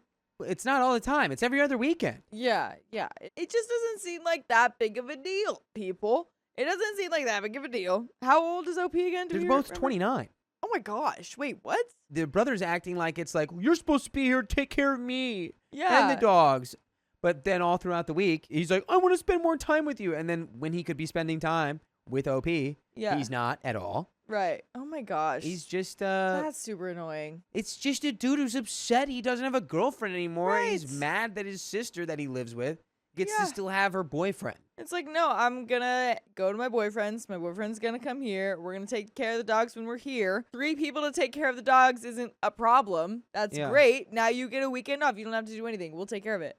Not to mention, great comment from NH Dark on TikTok. She owns the freaking house. Oh my gosh. And he pays rent. So it's like, you don't really get to say when I have my boyfriend over at the No. apartment or when I go to my boyfriend's. And it's like, you can't take care of the dogs for 3 days. Yeah, you literally have no say in this. That's so insane, dude. Just jelly. He just jelly. He's just jelly. Eats his peanut butter. So let's finish this story. My brother also guilts me with the dogs about you wouldn't know what to do if something happened to them while you were not here, and that he always comes home because he's worried about something happening to the dogs when he's not home. Now my brother is saying that one weekend I go down to my boyfriend's, one weekend he comes up to my house, the third weekend no one goes to either house, and the fourth week I go down to see my boyfriend, and the next month, that fourth week, my boyfriend comes up to me. I'm very upset and confused on how to handle this. Any advice? You tell him, you don't like the way I live?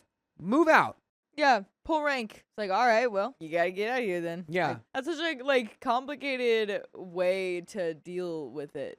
It's just like there's no reason. There's no reason to have that weekend off. Yeah, it's absurd. Comment number 1. I can't believe I'm reading this. Girl, your twin brother thinks he's your dad. Or worse, he's jealous of you or jealous for your attention. And that you're 15 years old. Enough said. You should be proud of yourself. You work hard, have been responsible enough to own a home at 29 years old, caring enough to provide a home for your brother and your dogs, and pay for all the dogs' care while all he has to do is watch them. You're also lucky enough to find a good man who sees a future with you Instead of feeling happy for you and being proud of you, your brother is trying to pull you down. He has no right to be controlling what you do with your time, and he does not seem to have your best interest at heart. I'm sorry to say this. I'm not saying he's a bad person or malintentioned. It may be just a temporary phase, since he just broke up and he's feeling lonely and needs more of your attention. My advice, if you want to have a long-term healthy relationship with your brother, you need to have a talk with him about what you want for your life, and he needs to help you prioritize them. That doesn't mean you love him less. If I were you, I'd try to egg him to buy a home good for his ego and financial foundation. Have him move out gently and tactfully. Do not discuss your love life with him, at least till he gets over his breakup. And please start adulting. You make your own schedules, call your own shots. It's your home. You have a bright future ahead. Don't throw it all away just to satisfy your brother's tantrums. Good luck. OP replies to that. Thank you so very much for this. The reason he lives with me is because he's not financially responsible enough, and also not responsible enough in general to buy a home. My mother sold our childhood home a long time ago, and that's when I bought my house and basically said, your brother and the dogs are going to live with you. I love my old ladies and would never surrender them or anything. My mom didn't want to have the dogs live with her. He has the money.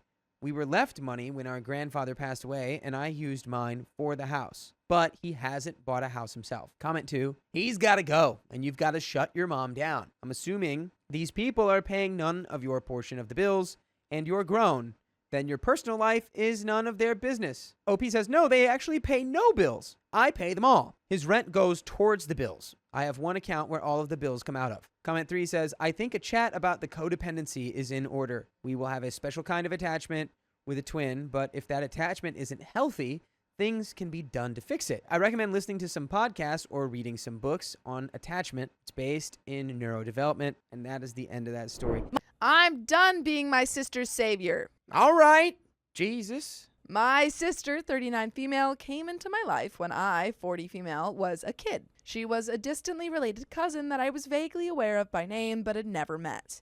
I didn't know it at the time, but her parents were difficult and controlling. By the way, this comes from Sister Go Bye Bye. And if you want to submit your own stories, go to the r/OKStorytime subreddit. I'm Sophia. I'm Dakota. And I'm Keon. And OP says, we were pretty inseparable. I was an only child, pudgy, quiet, and introverted, and she was the center of attention with athletics and jokes. Even now, she's still hilarious to be around. Everyone around us commented that we were separated at birth.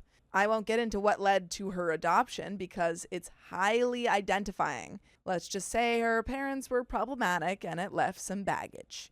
At one point, her biological father even took her without permission from a public place, though it was short-lived because he realized the legal consequences.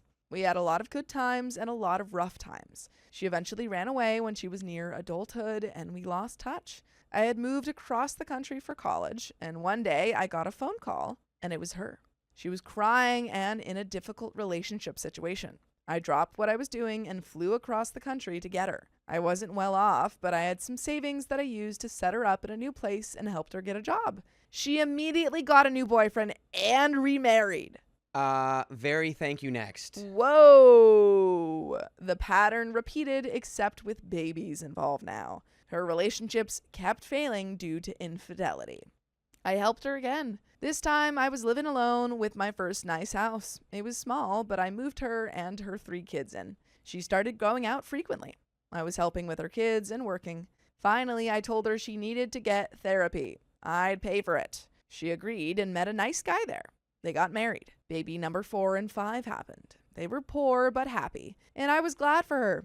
They made it through college, and things had just started looking up. Then there was a tragedy that took her husband, mine, and one of her children. It was a really dark time. Her husband, yours, and one of their children? Oh. Just makes you think like, well, it can always be worse. Oh, that's awful. She started going out again, met a new man. The pattern repeated with more relationship problems and instability. Our family was frustrated with her for moving on so quickly and exposing her kids to this instability. Did anybody be like, you need to go to therapy? I mean, you should maybe try therapy? Clearly, like, she's traumatized and going through this very, very difficult time after losing a child and her husband. I do think that there is a little bit of grace to be given. This isn't just like how it was before where she was going to, terrible partner to terrible partner. She just went through a traumatic experience and is now responding to that. So it is a little bit of a different situation. I offered to pay for therapy again. She went, but quit midway through because she was moving on to a new man again. We did this repeatedly. Reddit, I can't tell you how many times I've helped her and my nieces and nephews. They're all struggling. I pay for therapy for them. Our parents are deceased now, and most of our family won't deal with her anymore. The breaking point. She was struggling financially. I offered to help her one more time because they were going to be homeless. I had just bought a new home and hadn't sold my old one. I let her live in it rent-free so she could regroup, got her a new job, paid for more therapy for her. I've never stopped for the kids. I only asked that she make repairs and not move in any men, and if that was too much, I'd let her live there long enough for her to regroup and move out. She, of course, moved some guy in. I started getting calls from my old neighbors complaining about loud arguments. I don't live in her area anymore, so I was trying to deal with all of this at a distance. She called me upset one day because she and her boyfriend had gotten into serious trouble and they were both facing legal consequences.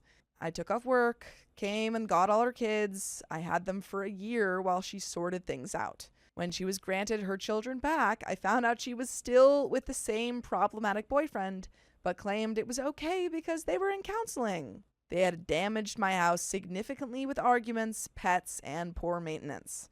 I finally said that I couldn't do this anymore. I know she's struggling and I love her despite everything, but she's never going to be able to repay the repairs.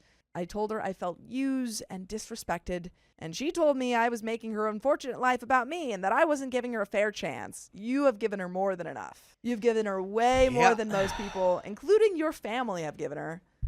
You don't have to give her anything else. What was that line about? She said, "You're making my unfair life about you." That's what she said? Yeah. Everyone's life is unfair to certain degrees. Oh, unfortunate life. Yeah. Unfortunate. Everyone's got unfortunate events. This person had a lot. But then so weaponizing did OP. weaponizing it against the person who's helping you more than anyone else on earth. And also, Kind of. OP lost I don't her know. partner in that same incident. Yeah. So to say, like, you're not caring about my life when OP's been through a lot of hardship and still helped, Yeah. It just this sounds like woman. ultimate victim mentality. Yeah. It's like, nah, actually, I'm the only one allowed to be a victim. Yeah. I had to legally evict the boyfriend because he became threatening towards me while I was there trying to assess damage and also behaved inappropriately. She opted to leave with him and is telling everyone who will listen that I threw her and her kids out. I'm just tired. In the past 2 years alone, I've spent $10K on her problems, not including the countless hours of work and just plain worry. I'm worried for the kids, but I have my own family now, and the weight of both is overwhelming me. My sister is a wonderful person despite how I've painted her. I could call her right now, even though we've exchanged some harsh words, and she'd be at my door. She volunteers. My spouse says she's only great on the outside because she needs that goodwill to keep people helping her. And now I'm wondering if he's right. She's told me she's jealous of my stability and that's why she acts out towards me sometimes. But I didn't just luck into a decent life. I've worked hard for it and I've always been willing to share with her. She doesn't know it, but as soon as I have my keys to my house back, I'm cutting her off. I just feel bad because I'm the last family she has. Am I being unreasonable? I feel like I'm abandoning someone who still has a chance to turn things around. And there are some comments and I think an update. But do you have any thoughts? I mean, there comes a point where in the process of wanting to help somebody, you've kind of done all that you can do. Well, they start dragging you under. Right. And then not only any further, it just becomes like kind of an enabling of this continued bad behavior. And then also, yeah, like exactly what you said, you're risking now your own well-being. Yeah. And it's, Jillian C in the comments puts it very well. You can't help someone who won't help themselves. Yeah. She's stuck in this cycle. And, it makes sense because she's been through a lot, but there's not much else you can do to help her. Maybe try, I don't know if you've done group therapy with her, because It's like there's certainly one thing that will never help in therapy, and it's lying. Yeah. And for a lot of people, when therapy, I mean, there's people who just talk therapy just doesn't help as much sometimes, whatever. But it's like if you're just actively lying about stuff to your therapist, it'll never actually help you. And so maybe if you guys go together, you can have more of an ability to be like, well, here's how I saw that situation. Yeah. If you were, but I don't even know how connected you guys are because Yeah, well, if he wants to you're come not out. really living with her. She's living in Yeah. the house that you own, but you're not really there. So I do worry about the kids, though. Hope they're okay. But there are some comments. Comment 1, it's not your responsibility to fix her, especially if she's not willing to fix herself. OP says, you see, I know this, but it's hard watching a loved one tank, which is why I don't plan to watch it this time. Deleting Facebook, blocking numbers. Reply says, you are a big part of the problem. You are enabling her bad behavior, and she's never going to learn unless you tell her no. Also, your spouse is absolutely right. She does exactly enough and acts just the right way to get people to do what she wants. She's manipulating you. It's more or less a survival skill and coping strategy left over from when she was being mistreated as a child. Unfortunately, she never learned any new survival skills because her whole family continually rescues her. What's the point in growing as a person if you get constant reinforcement from everyone around you that it's okay? In fact, her whole string of harmful boyfriends are just leftovers from her childhood. Even if she knows on a high level that having a harmful boyfriend is bad, it still feels right because that's what she grew up around. It's the only way she knows how to relate to and interact with men. It was burned into her brain at such a young age, it doesn't matter if her adopted parents were the perfect couple or not, she's been conditioned.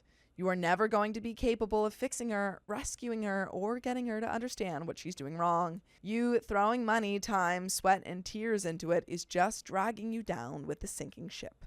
It's time for you to spend that counseling money on yourself. Specifically, you need to have your counselor coach you out of your codependence. You also need to be coached on how to set boundaries. And comment 2 says, wait, did your husband pass? You've been dealing with your own personal grieving while also trying to take care of her crap? You've done more than enough for her, and now she's disrespecting you by bad-mouthing you. I'd say cut your losses and cut contact. That's so unbelievably unfair. It sounds like you're in therapy, though, so I hope you're taking care of yourself. Best of luck in the future.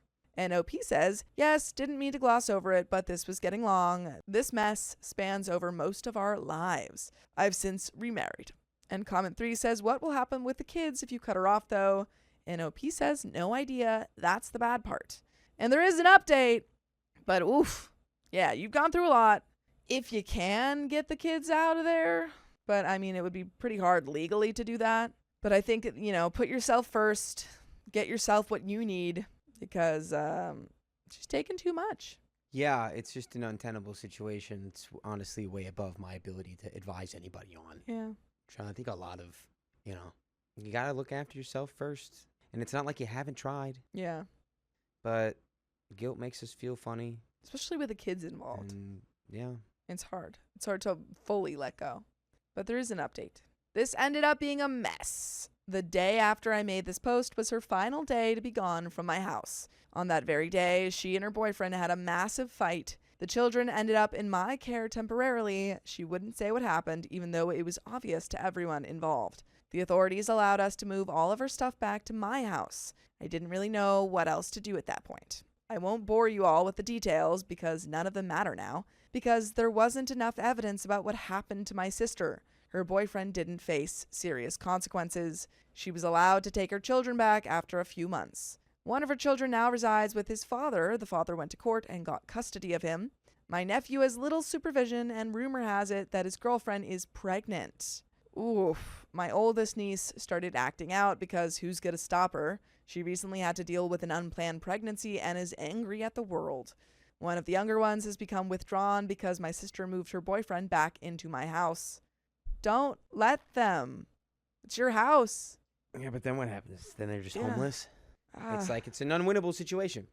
Soon after his return, one of the children was injured. I evicted them and have officially cut them off because nothing I can do will help her and I can't save my nieces and nephews. My sister became very upset, said I was selfish and abandoning her children all because she made an adult decision to work on a relationship. Oh, shut up, girl. Shut up. That's exhausting. Straight up. Exhausting. Stop it.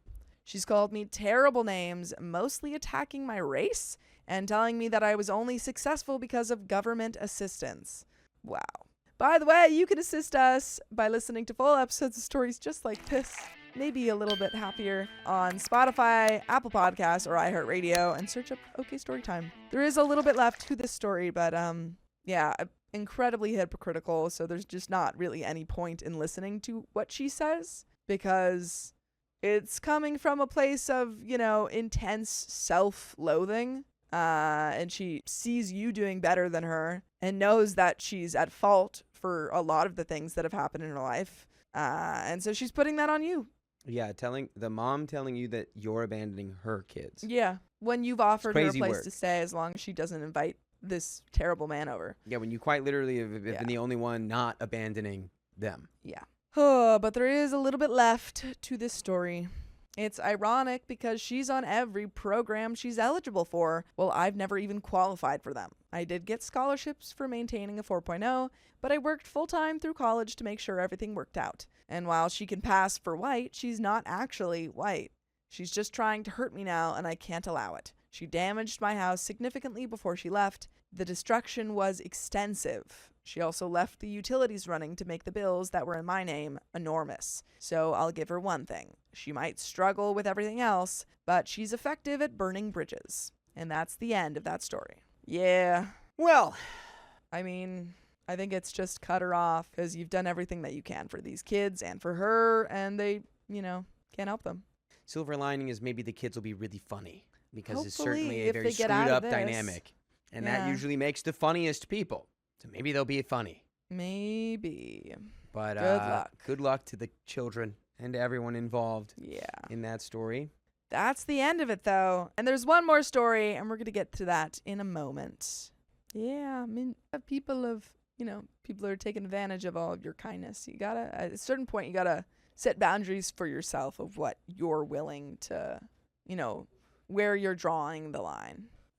Because otherwise, they just keep taking and taking. My sister-in-law's toxicity made me want to ignore her. Guess ignore them. I, 24 female, and my husband, 23 male, do not get along with my older brother-in-law's wife at all. For the purpose of the story, I'll refer to the brother-in-law's wife as Kate, but it's a name change, obviously. For starters, when I met my husband, so a now husband, brother-in-law and Kate had already been dating for over a year. When I came along, my husband was dating someone else. So husband has an ex. Ooh. When he wasn't your husband, that no one really liked. This is relevant, I swear. We were all teenagers at the time, and this girl, husband's ex, was one of those overly clingy girls, and you could tell that this was her first real relationship. God forbid a girl love a first real relationship. Illegal. Yeah, illegal. When I came along, my husband was already trying to break up with her, but she was using the don't leave me or I'll hurt myself tactic again, which is nuts. Yeah, and she's a little nuts. Anyway, Kate really hated this girl, like screaming matches. So this is the brother-in-law's wife, hated husband's ex. When they are around each other, kind of mutual hate. By the way, this comes from Affectionate Puppers, and if you want to submit your own stories, go to the r/OK Storytime subreddit. So once I started to get to know my husband, and at the time, this was not her husband, this was just some guy that was dating a girl, we started crushing on each other pretty hard, and our work messages turned more flirty, and his girlfriend actually messaged me to stop talking to him, which is ridiculous. That is wild. Ridiculous for a girlfriend to be like, stop talking to my boyfriend who's not your boyfriend. Stop flirting with him. Yeah, Get your how own. dare she? How dare she? Ridiculous, right? Yeah. I screenshotted the messages between my husband's ex and me, basically her being like, stop talking to my boyfriend, and sent it to my now husband and asked if I was crossing a line. It's crazy that OP said she was flirting and was like, Am I crossing a line here? a line? Did OP really know about this girlfriend? Because the guy probably had it in his mind. OP did know about the girlfriend because Yeah, like, she texted her. But the OP's like, oh, you're trying to break up with her, so this is fair game. Well, she didn't know that at the time. she didn't know that at he the had time. tried. I think Oh. I this, think that's messed up. I think the beginning of this relationship, in Jem's words, outrageous. The beginning of this relationship is cursed. But Cursed. also, don't let your girlfriend stop you from finding your wife. I mean, that is something that Riley says. But I live still by it. think unethical. So apparently, when he started to message me on his own and flirt more, he had already tried to dump her, and she was hanging around anyway. Dude, either do or don't do. There's no trying. Yeah. You dump or you don't dump. There's no in between. Well, news got out that I was the reason their relationship ended. So the relationship between OP's husband and his ex. And Kate, brother-in-law's wife, used it as a chance to really get the girlfriend away. So this is like the ex. So Also, why is Kate So so involved? involved here? I don't know, but I feel like it's a red flag. It's a red flag. You know, if she's involved in breaking up this relationship, she might be involved in breaking up the next one. Yeah. You lose them how you lose the next one. And you get this one how you, That's probably what's going to happen. Kate invited the two of us out together to spend more time together. So now Kate's playing matchmaker between OP and OP's now husband. And really tell his ex that they were over. So I guess the ex still doesn't believe that it's over.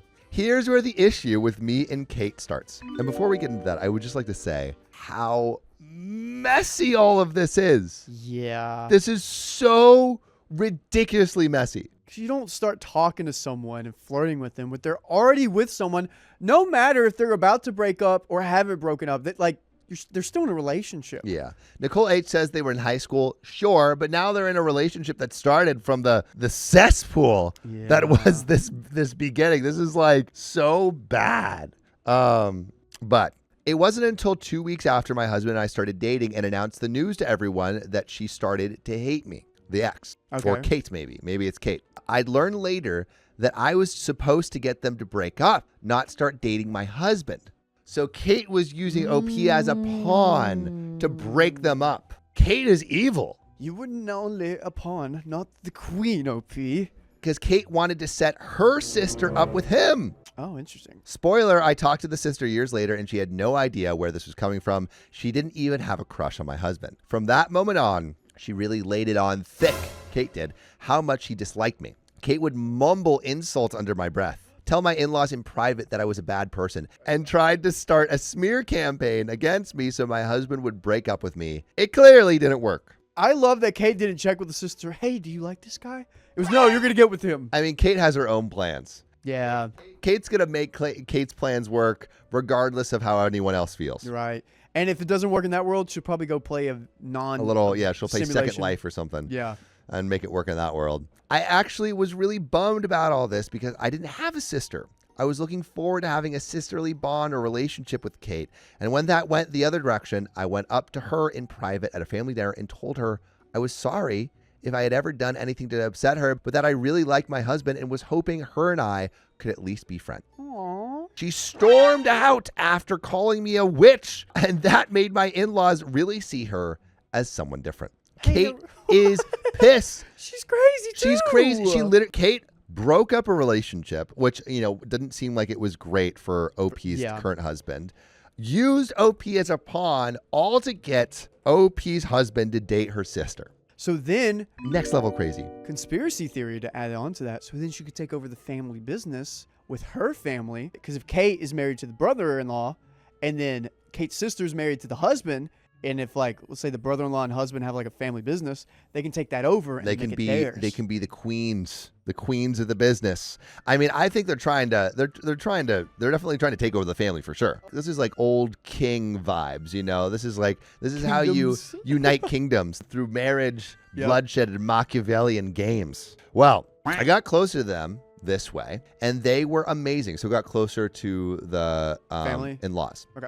And they were amazing to me, but iced her out, Kate that is, because of her actions from that day on. She's continued to get them to hate me behind my back, but they aren't falling for it anymore. The in-laws are seeing through Kate's BS. Instead, she went overboard and played a prank on my husband that backfired. I won't go into detail about the prank, but let's just say it didn't go as planned for anyone, and it involved him and his ex potentially doing something inappropriate that caused my husband to nearly be fired and charged if it wasn't proved to be wrong. What? I can't even think of what that could have been. I'm thinking like Kate said that him and his ex were boning at the workplace. Oh, yeah. Of course, those involved in said prank didn't fess up to it from how sour it went. By accident, one of the people involved let it slip to me that it was a prank and how Kate had been the mastermind behind it, of course. I told my husband right away as I thought he had the right to know. It didn't go anywhere from there, but he was extremely pissed. And what was left of his relationship with Kate crumbled, which honestly is good because Kate sounds absolutely crazy. She's trying to like control all of the relationships around her. Yeah. Also, I feel bad for the brother-in-law, the guy married to Kate. Like, Well, what does he have to deal with? a lot of people are saying they got to tie because if husband was with his ex, his crazy ex, and then brother-in-law is with Kate, she's a little nutso. They probably like him a little crazy. A little crazy. A little crazy. Because you know what happens with the crazy. You know, we know. I personally do not know. Crazy girls. Well, he was extremely pissed, and what was left of the relationship with Kate crumbled. Now he wanted nothing to do with her ever. I thought he told his parents to help clear his name, but when I made a joke a year later to him and his parents about her pranks never being funny and ended up worse, they asked me what I meant. At this point, Kate and brother-in-law were engaged, and when I told them about the prank and how it was all Kate's idea, they apparently told brother-in-law and asked him if he was seriously dating someone who did something so awful to not just a human being, but to his brother of all people.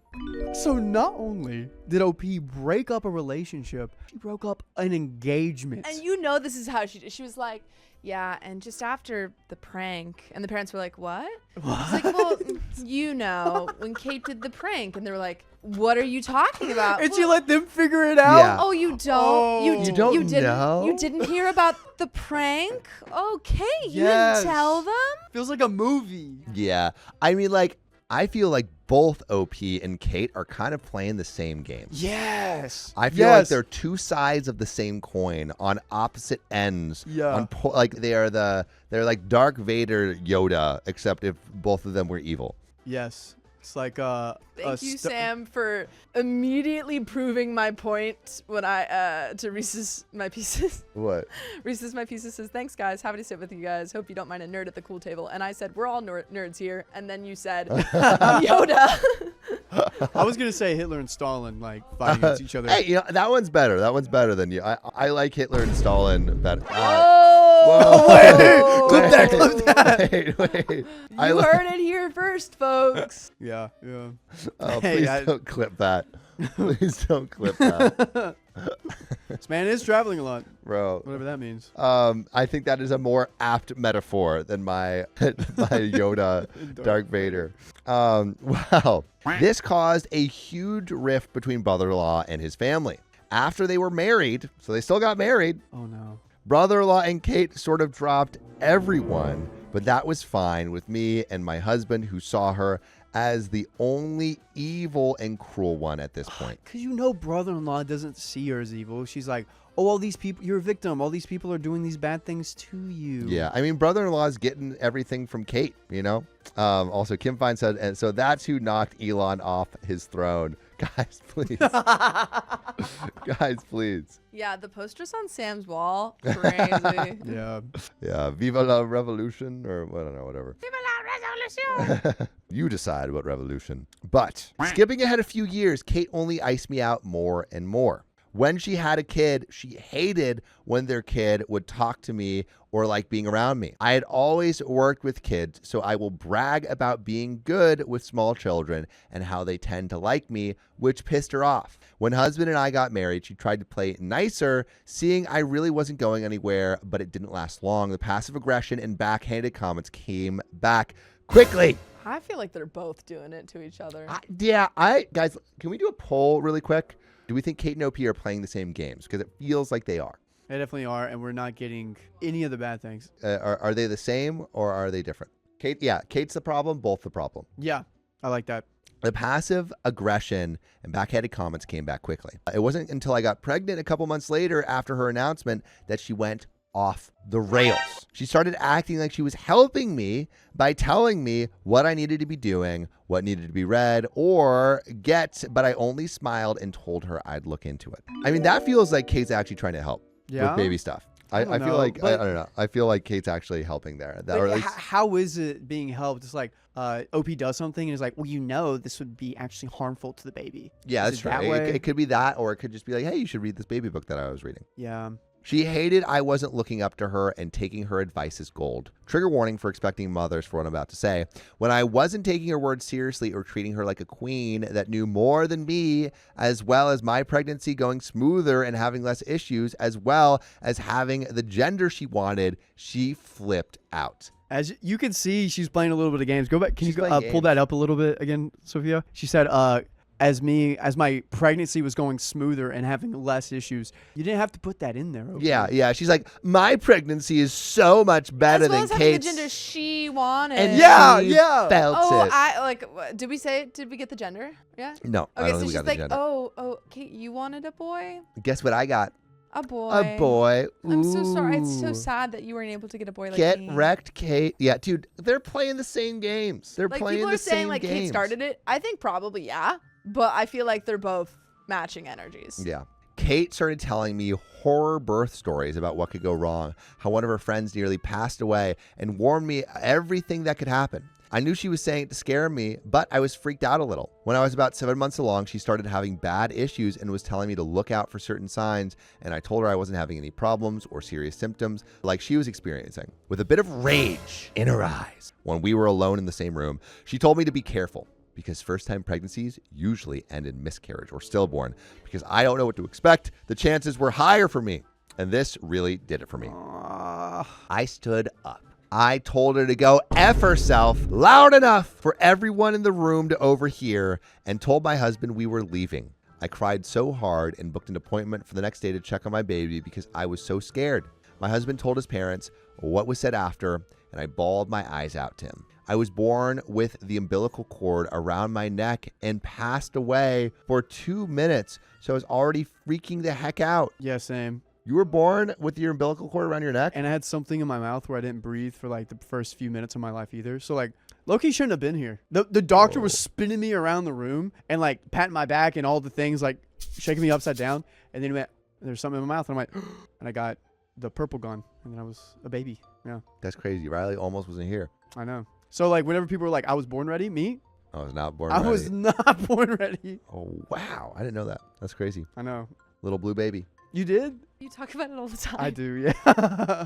To say my in-laws were disgusted and pissed, she'd say that to me was an understatement. Everyone was sort of mad at her after that, and from then on, I didn't acknowledge Kate or care for her at all. My husband referred to Kate as that witch my brother married to our friends and family, and I'd correct him, telling him to be nice to his wife, but not anymore. Now I referred to her as such, and when talking about my baby, she was uncle's wife, never to be called aunt, as she does not deserve the title. Well, me ignoring her only made things worse as Kate started complaining about anything and everything people did for me. If my in-laws bought something for us, she'd complain that they were picking favorites.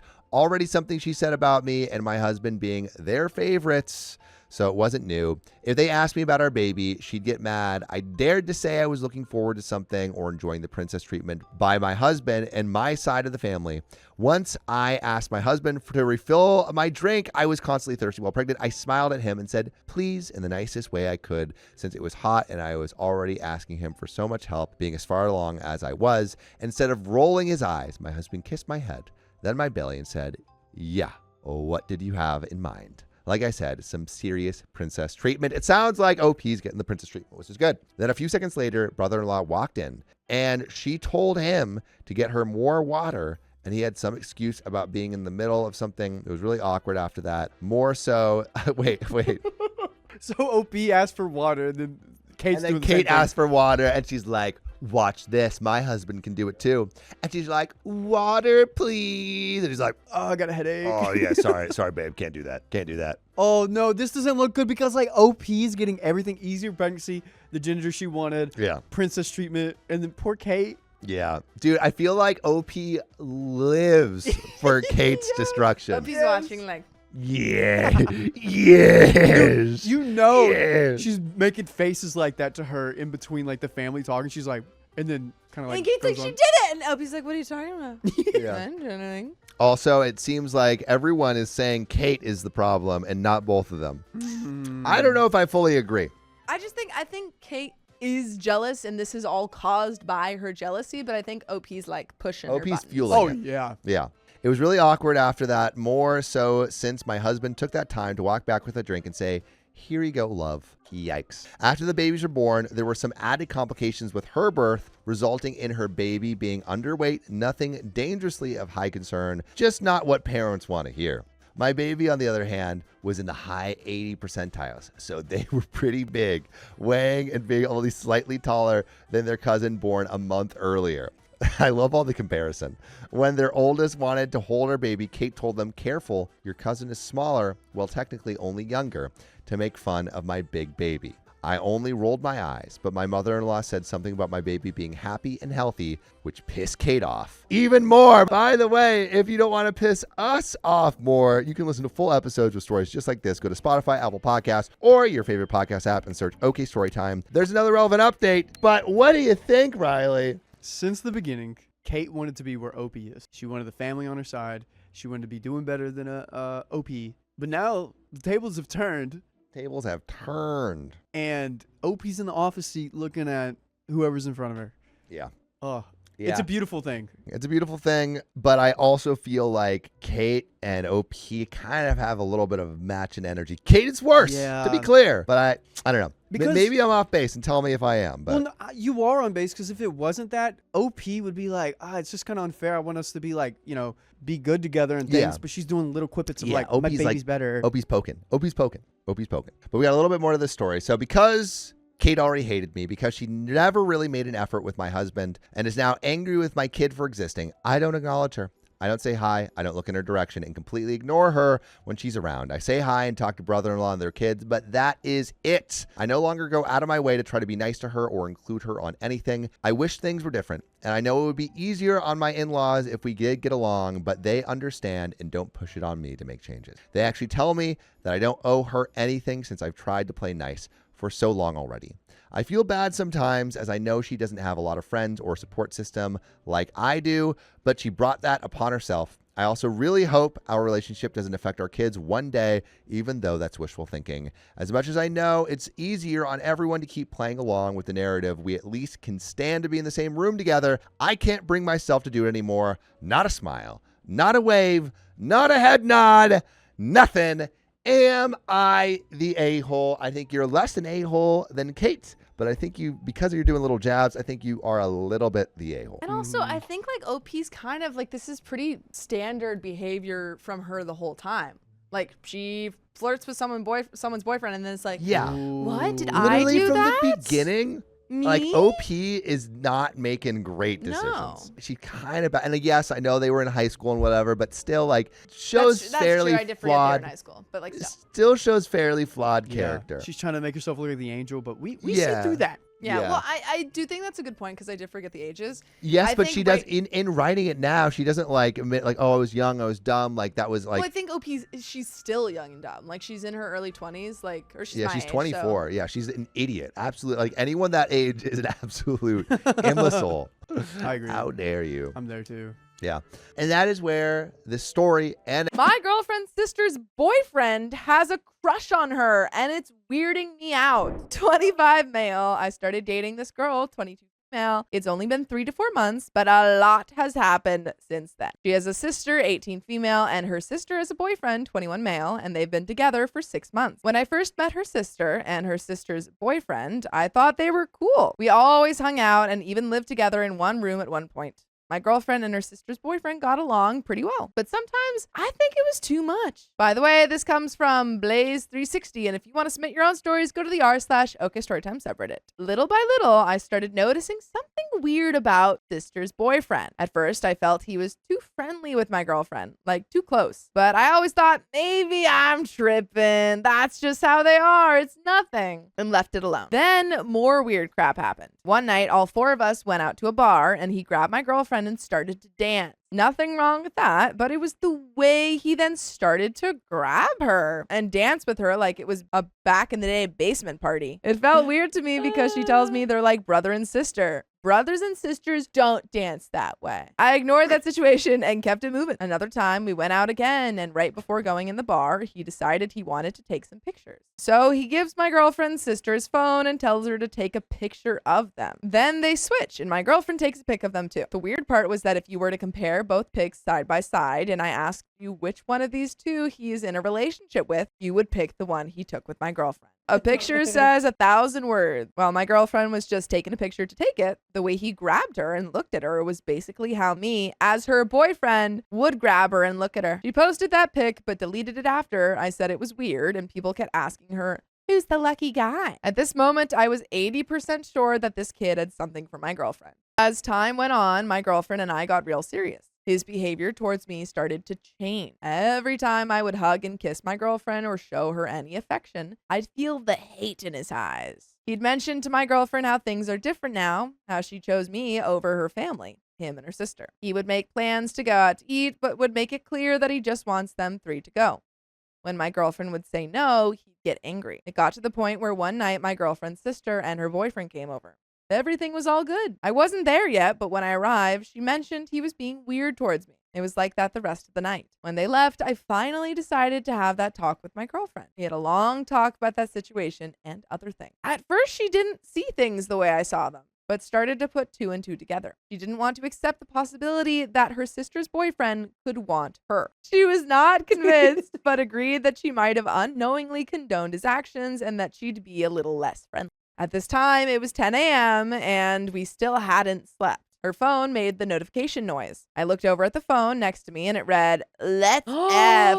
And that's not the first time that's been said. No, because there's no way been cheating, or at least emotionally, there's been because there's no way that's the first time he's texted something like that. At this moment, we're both in shock. I grabbed the phone and showed her the DM. She said maybe that was them just playing around. I told her, you don't play around like that. Then she said it could have been her sister writing that. I said, okay then. If her sister picks up, we pay attention to how she sounds. If she sounds like she's just waking up, it probably wasn't her playing game. But if he picks up, she should go along with it to see how far he'll go. She agreed. My girlfriend called and her sister answered in a groggy voice like she had just woken up. My girlfriend asked what she was doing and her sister said she was sleeping. Then she asked where her sister's boyfriend was. And her sister said he was laying next to her. My girlfriend told her to look at what he had just sent her. Her sister hangs up. We call back 15 minutes later to give them a chance to talk. When we call back, girlfriend's sister answers.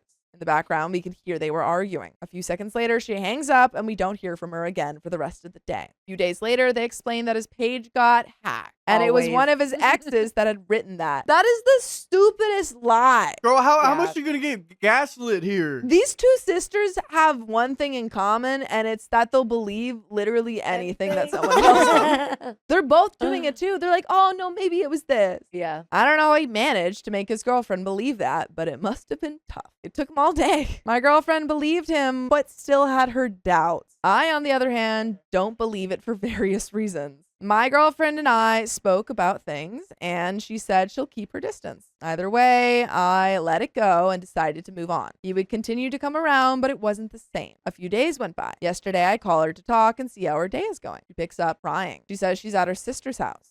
Her sister was being taken by ambulance to the hospital because she couldn't breathe. I tell her to call me back ASAP. Time went by, and I called to see what's going on. She picks up. I ask her what happened. She says she's home. Her sister's doing fine. She's at the hospital with her parents. I asked how come she wasn't at the hospital with her sister too. She explained they wouldn't let them in the room, only her mom and dad. And she was hungry, so they left. I asked who she was with, and she told me she was with her sister's boyfriend. She had told him to come instead of waiting there. At this moment, I'm bothered and disappointed. After all that we've been through, you're alone in a house with someone that you know I don't feel comfortable with. That's what I wanted to say, but did not say it because I was on speaker. So we continue to talk while she starts to cook. There comes a point where her phone passes away. I give her 8 to 10 minutes to call me back. Takes 2 to 3 minutes for her phone to turn on. She doesn't call. So I call her. No answer. I wait 5 more minutes and call again. No answer. I wait longer than 5 minutes this time and call. She picks up and says her phone passed. I asked her how come she didn't call back after that, since she usually does right away. told me she'd been on the phone with her sister, who was ready to leave the hospital, and now they had to find her parents and her a ride. Her sister's boyfriend finds a ride and leaves to pick them up from the hospital. My girlfriend stays, and we continue to talk until she goes to shower. She calls back that her sister is there along with her boyfriend. We talk about the situation, and I patiently wait for them to leave so I can talk to my girlfriend about how I felt bothered that she was there alone with them. And I never feel alone when I'm with you guys, because you can listen to full episodes of stories just like this. Just go to Spotify, Apple Podcasts, or iHeartRadio and search up OK Storytime. When they finally leave, I express myself to her and tell her how I felt. From that point forward, a 4-hour argument commences.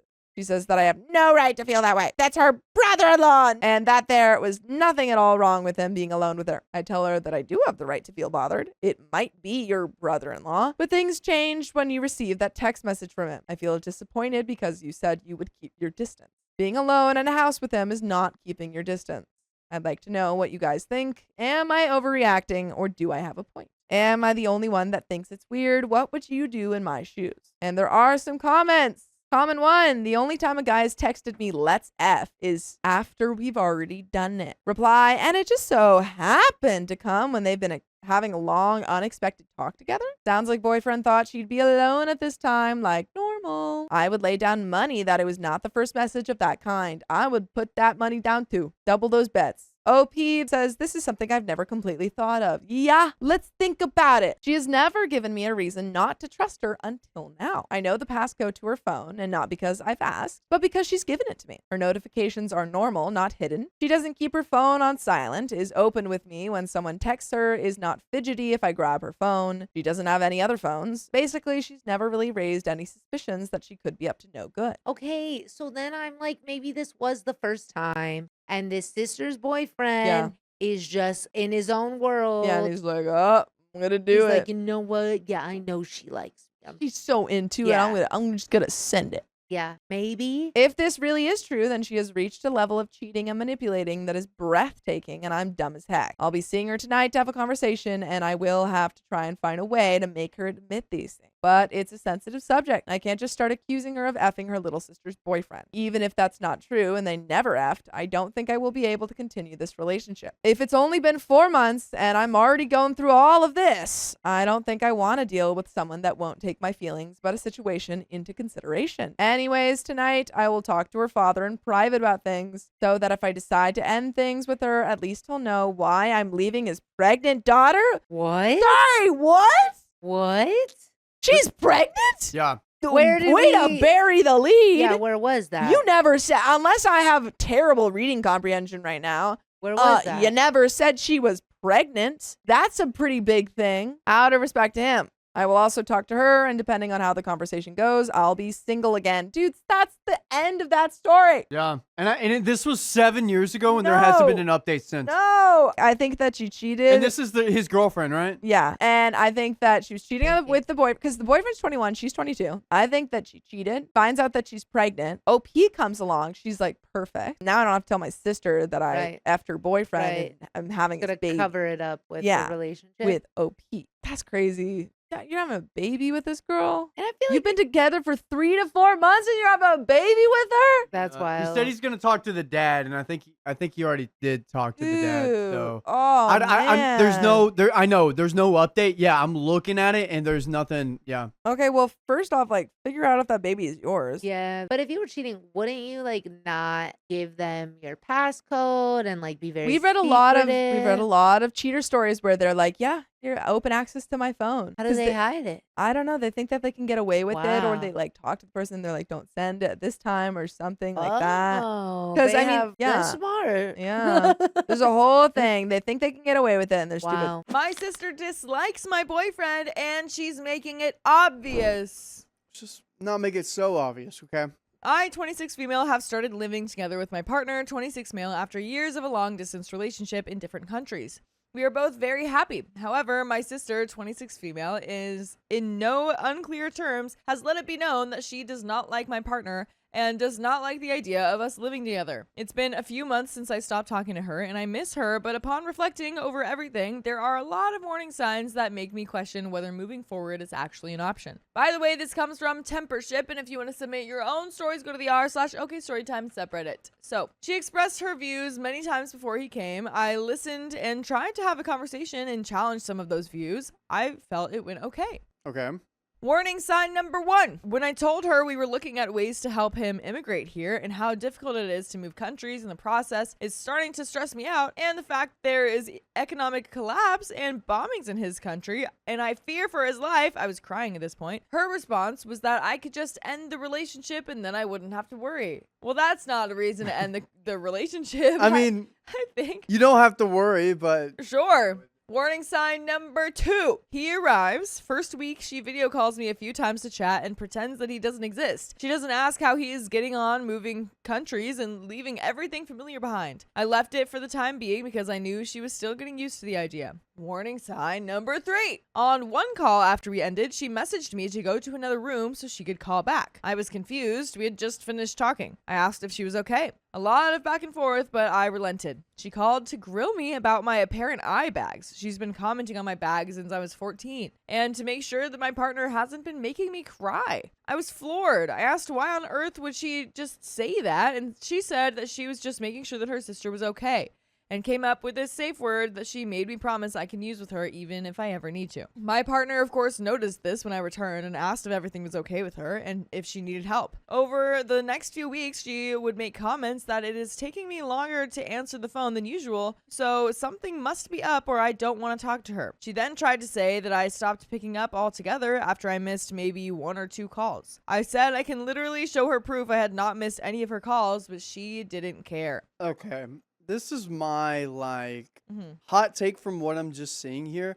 I think she has a perception of your boyfriend and kind of what kind of person he is and what kind of scenario you're in, and she does not like this person at all, or the type of, I think maybe a little xenophobic or maybe a little touch of might be going into this. It seems like Possible. I wonder what those countries are and if there's a history of that. Yeah, so that's why she's like, oh, she must not be herself or might not be unhappy. So this is why she's doing, kind of going out of her way and making sure that you're safe, OP. That's kind of what I'm noticing. Yeah. And that's why she's stepping up. Yeah, I don't know. Yeah. On one occasion, she called and I was in a library, so I declined the call and messaged her saying that I couldn't talk right now. I'm in the library and I will call back when I can. Warning sign number 4. Any other person would say okay and wait. She proceeds to call me 5 more times and attacks me over messages saying since I have my boyfriend, that doesn't mean I start neglecting her and pushing my family aside. I was honestly so confused. I had no idea where this was coming from, so I just put my phone away and got on with what I was doing. This was not normal behavior, and when I got home, I said this to her, and this combined with a long and challenging day at work, I did not want to speak with her that day, but I will call tomorrow. That also did not go down well. Repeated to the point that anytime my phone vibrated, I instantly felt anxious that it would be her and trying to mentally prepare myself for the onslaught. My partner saw the effects this was having on me and told me that her behavior is toxic and I should not put up with it. I felt that he's kind of right, but at the same time, this is my sister and just how she is, so I put up with it. Warning sign number 5. Christmas Day. We were spending it apart due to the pandemic, but video called my mom and her. Conversation felt nice until my sister said that in 3 days she will be coming to ours. No request, no word of warning. I told her that that's a little too soon. And her response? Because us moving in was last minute, she was therefore also allowed to be last minute. That's not how that works. What? What? Because I made a last minute decision to move in with my boyfriend, that means that anyone now can make a last minute decision to come stay with us. That's not how that works. No. Not how No. that works. That's crazy. That's crazy logic. I don't think she's using any logic. It's no logic. Illogical. I said I would think about it and hung up. I was crying. My partner was livid at how disrespectful she had been to both of us, ruining our first Christmas together and constantly making me upset every time she calls. That day, I sent her a long message telling her how she had hurt me and my partner due to her complete lack of concern for the feelings of others and her feeling that it is her right to make her opinions heard, no matter the impact. I blocked her on that day and asked for space for a while. Now, we've got warning sign number 6. She called me from hidden numbers and work numbers, and then blocked me back. There have been a few texts between us since to wish happy birthday and talk about gifts for parents for birthday, Mother's, and Father's Day. I sent a long text to her detailing my feelings and how her behavior was not okay. She hurt me and she hurt my partner, and even if she doesn't like him, that doesn't give her the right to treat him so badly. And I don't intervene in her relationship with her boyfriend, so why is she so involved and causing issues between us sisters? Her response was that she was just looking out as my sister. She has to say what she feels. It's her right. It's up to my partner to make the effort, and if it is my choice to put my partner before my family, then so be it. I didn't respond because this is BS. Yeah, that is BS. I'm sorry. I have an opinion, so that means I have to say it when it comes to your relationship. Wrong. That's wrong. Yeah. Oh, there's also the thing where like you keep your nose in your own business. Yeah. So Exactly. Stop sniffing everyone else's butts, dude. I understand a sibling wanting to ask or make sure that, you know, they're okay and they're solid in their relationship to a point. Yeah, I It mean, gets a little weird. everyone's different. So it's like, even if you have your family members in a relationship, like, you probably wouldn't date that person, honestly. But there are things that they can probably like put up with in that relationship that you wouldn't. You know what I mean? But that doesn't mean that they have to say that and be like, I don't know. I think that's a non-negotiable for me. That means that you guys should stop doing that. Yeah, no, it's like you're not in the relationship. Yeah, exactly. You're not in this relationship. Get Why are out you of there. commenting on it?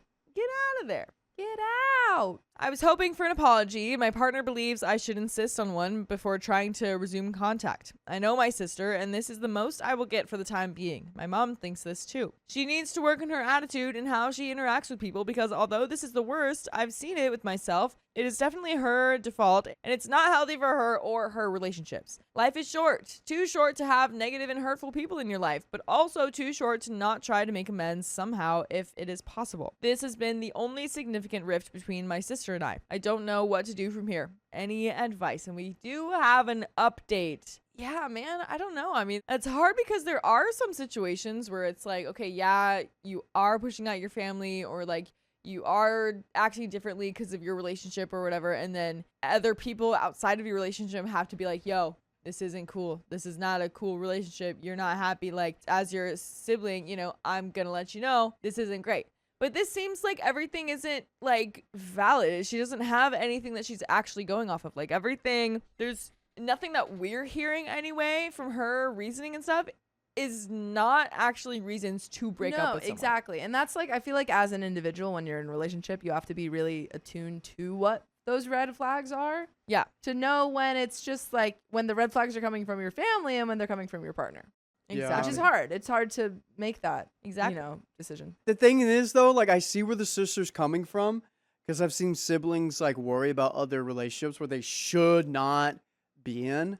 Yeah. But you gotta trust them, and at a point too, like even if, like I was in a situation once, and my brother was like, "Dude, you got to get out of that," and I was not listening to him, and then I learned like the hard way. Right. And that's what needs to happen sometimes. And like this, again, this doesn't really seem like the situation Yeah, where exactly. she's doing that, but the sister still, either way, will need to realize like, hey, even though I have my disagreements for whatever reason, even though she's using no logic at all, it's still not my mistakes to make. But anyway, we do have an update. So she said, I'm incredibly self-centered and selfish in my relationship because I made my partner my priority over family. Of course I did. He moved countries and left everything and everyone he knew behind so that we could be together.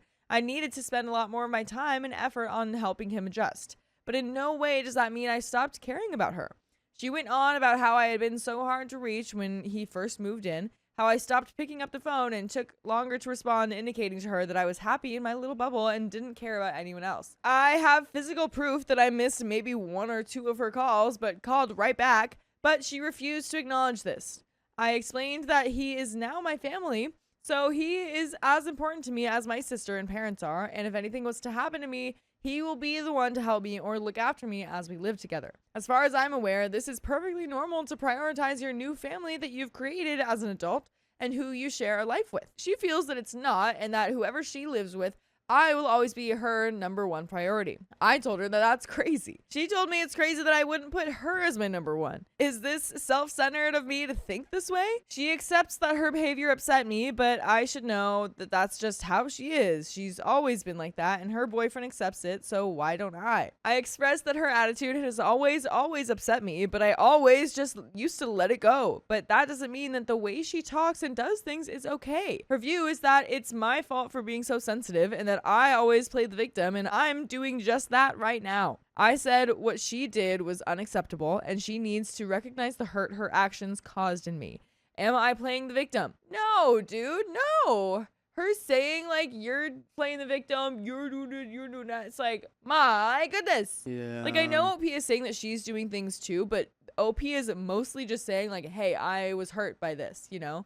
And if that's the case on the sister's end, she's not voicing that at all. Because that probably is the case. She's probably really just like, hey, I'm just hurt and I just miss you. Yeah, I lost a friend this way. I got into a relationship and couldn't be at her beck and call 24/7. She freaked out and we ended our friendship, married that man, and has been so happy, and I still miss her sometimes. I have Yeah. seen this happen before. I've seen it happen too, and it sucks because it's like, well, maybe you should have proposed then if you wanted to be Yeah. with me forever, man. Like, Yeah. maybe you should have figured that out. Like, Wow. I said that what she did was unacceptable, and she needs to recognize the hurt her actions caused in me. Am I playing the victim? No. She said all of these problems were unnecessary, and it's me somehow having a problem of her looking out for me. She was simply asking if I'm okay and making sure that I'm safe in the relationship, as she does not trust my judgment in knowing if my relationship is toxic or not. Okay, so now you're just insulting me. Great. I said I appreciate her looking out for me, but it is not her role to judge and assess the situation and decide if she needs to take control and intervene. Instead, she should express her concerns and views and let me make my own decisions as an autonomous adult with some gosh dang intelligence. She refused and said that she didn't trust me and that no relationship that started online, my partner's and mine did, can ever be healthy. Wow. That's crazy. Jeez, man. So you're saying that this is not healthy at all? Yeah, you're saying that like everyone in chat right now can't have a healthy relationship with us? Anytime you have a significant other that's like, you shouldn't be watching OK Storytime, you shouldn't be watching OK Storytime that much, you're like the sister of that person. Yeah. You are the sister. Replay this for them and be like, yeah, this is for you. you. This is you, dude. Really. She said she doesn't care about my partner and she would be behaving like this no matter who it was. I told her that that is straight up not normal or healthy. It's toxic and that needs to be addressed. She pulled the family card that I should have been the bigger person and let her behavior continue until she was satisfied that I was not being stupid, blindly stumbling into living with a person I know nothing about, because I can't possibly know someone in a distanced relationship, and I can't possibly understand how you don't know that we've got more full episodes of stories just like this one on Spotify, iHeartRadio, Apple Podcasts, or whatever your favorite podcast app is. Just search OK Storytime. You're going to find it. There we go. Just like Go that. find Yeah. it. Man, oh man, there's more to this story, but every single sentence makes less and less sense by this woman. I've just realized with these last couple of stories, sister-in-laws are exhausting. Yeah, they can be. I'm rethinking our relationship now. I've got 2 sisters. You've got none, so Yeah. what's gonna happen there? Need to find someone that has no siblings or just brothers. Cool. Have fun with that. Anyway, there's more to this story. So, when our dad shouts and swears at us when he's angry, I pointed out the way that he behaved has been in no way acceptable, and she should have never put up with that. She agreed, but she said that she has now managed to process that in herself, and when it happens, she just detaches herself from the situation. This broke my heart, and I told her that that's not a healthy behavior. It should never have reached that point. I don't think she got this and still reiterated her point that I should have put up with her until she was satisfied. I said I did for weeks until I had enough on Christmas Day, but apparently that wasn't long enough. She said she was relieved when I blocked her, that she didn't have to deal with this nonsense anymore and let me get on with it. I'm disappointed we couldn't move forward. I really want to hear if the problem is truly with me playing victim or if her behavior is the problem. The conversation has completely drained me. I don't even know what to think anymore. And that's the end of that story. My sister tried to wear my wedding dress to our cousin's wedding. She got uninvited. This is like wedding dressception. The layers, the layers. I, 27 female, got married last year. It was a small, intimate ceremony with just close friends and family. My wedding dress wasn't designer or extravagant, but I designed it myself with the help of a local seamstress. Ooh. Slay! It had deep personal meaning, hand-embroidered blue flowers that symbolized my late grandmother who basically raised me. Wow. It wasn't about the price tag, it was about the thought, the symbolism, and the love sewn into every detail. It meant a lot. By the way, this comes from Dear Television 2844, and if you want to submit your own stories, go to the r/OKStorytime subreddit. So, now here comes the problem. My younger sister, we'll call her Alyssa, 24 female, we've always had a weird, exhausting relationship. Alyssa has made a hobby out of copying me. Not just a little sister phase, like full-time impersonation. Clothes, haircuts, favorite bands, hobbies, even my handwriting at one point. Growing up, my mom thought it was adorable. She just wants to be like her big sister. Except it wasn't flattering. It was invasive and relentless. I couldn't have a single thing for myself without it eventually being duplicated and passed off as her own style. To make it worse, Alyssa somehow always got praised for it. My mom would coo about how creative she was when she copied my art projects or wore my outfits a week later. And when I'd call it out, I was too sensitive. Even when Alyssa flirted with my actual boyfriends while I was still with them, my mom said, "You're overreacting. It's not that serious." Spoiler alert, our dad cheated on our mom for years, and she still stayed with him. So yeah, the bar for respect is subterranean in this family. And just to top it off, yes, she even tried it with my husband, the man I married. Before we were engaged, when we'd been dating for a few months, Alyssa started joking with him a lot. Overly flirty, touching his arm constantly, saying things like, "You weren't taken," or "You better treat her right or I'll have to swoop in." Always just barely towing the line so she could claim it was harmless. That was weird. Or I'll swoop in.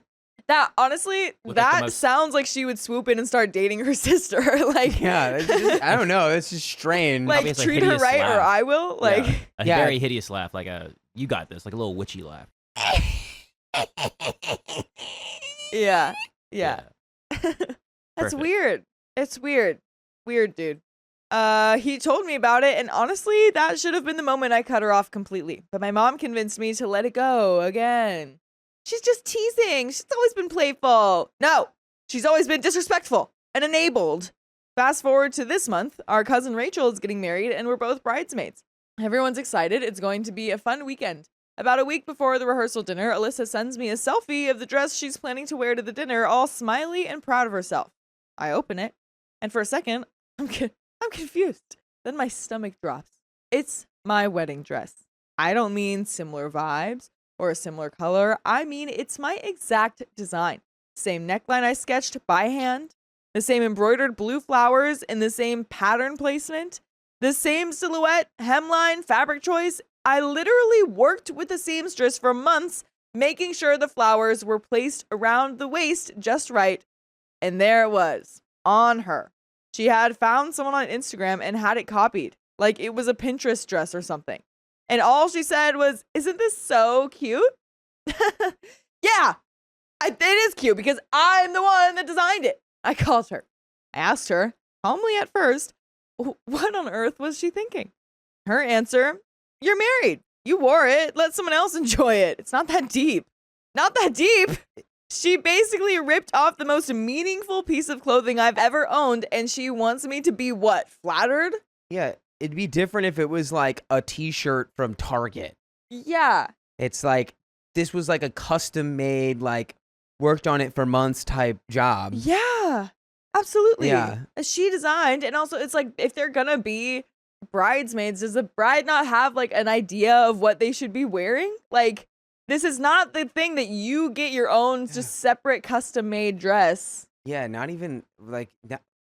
So I told her flat out, if she wore that dress, I'd tell Rachel and the whole family exactly where she got it. And I'd show up to the rehearsal dinner in a full-length white gown with a train and veil just to be extra petty. She laughed. She actually laughed and told me I was being childish.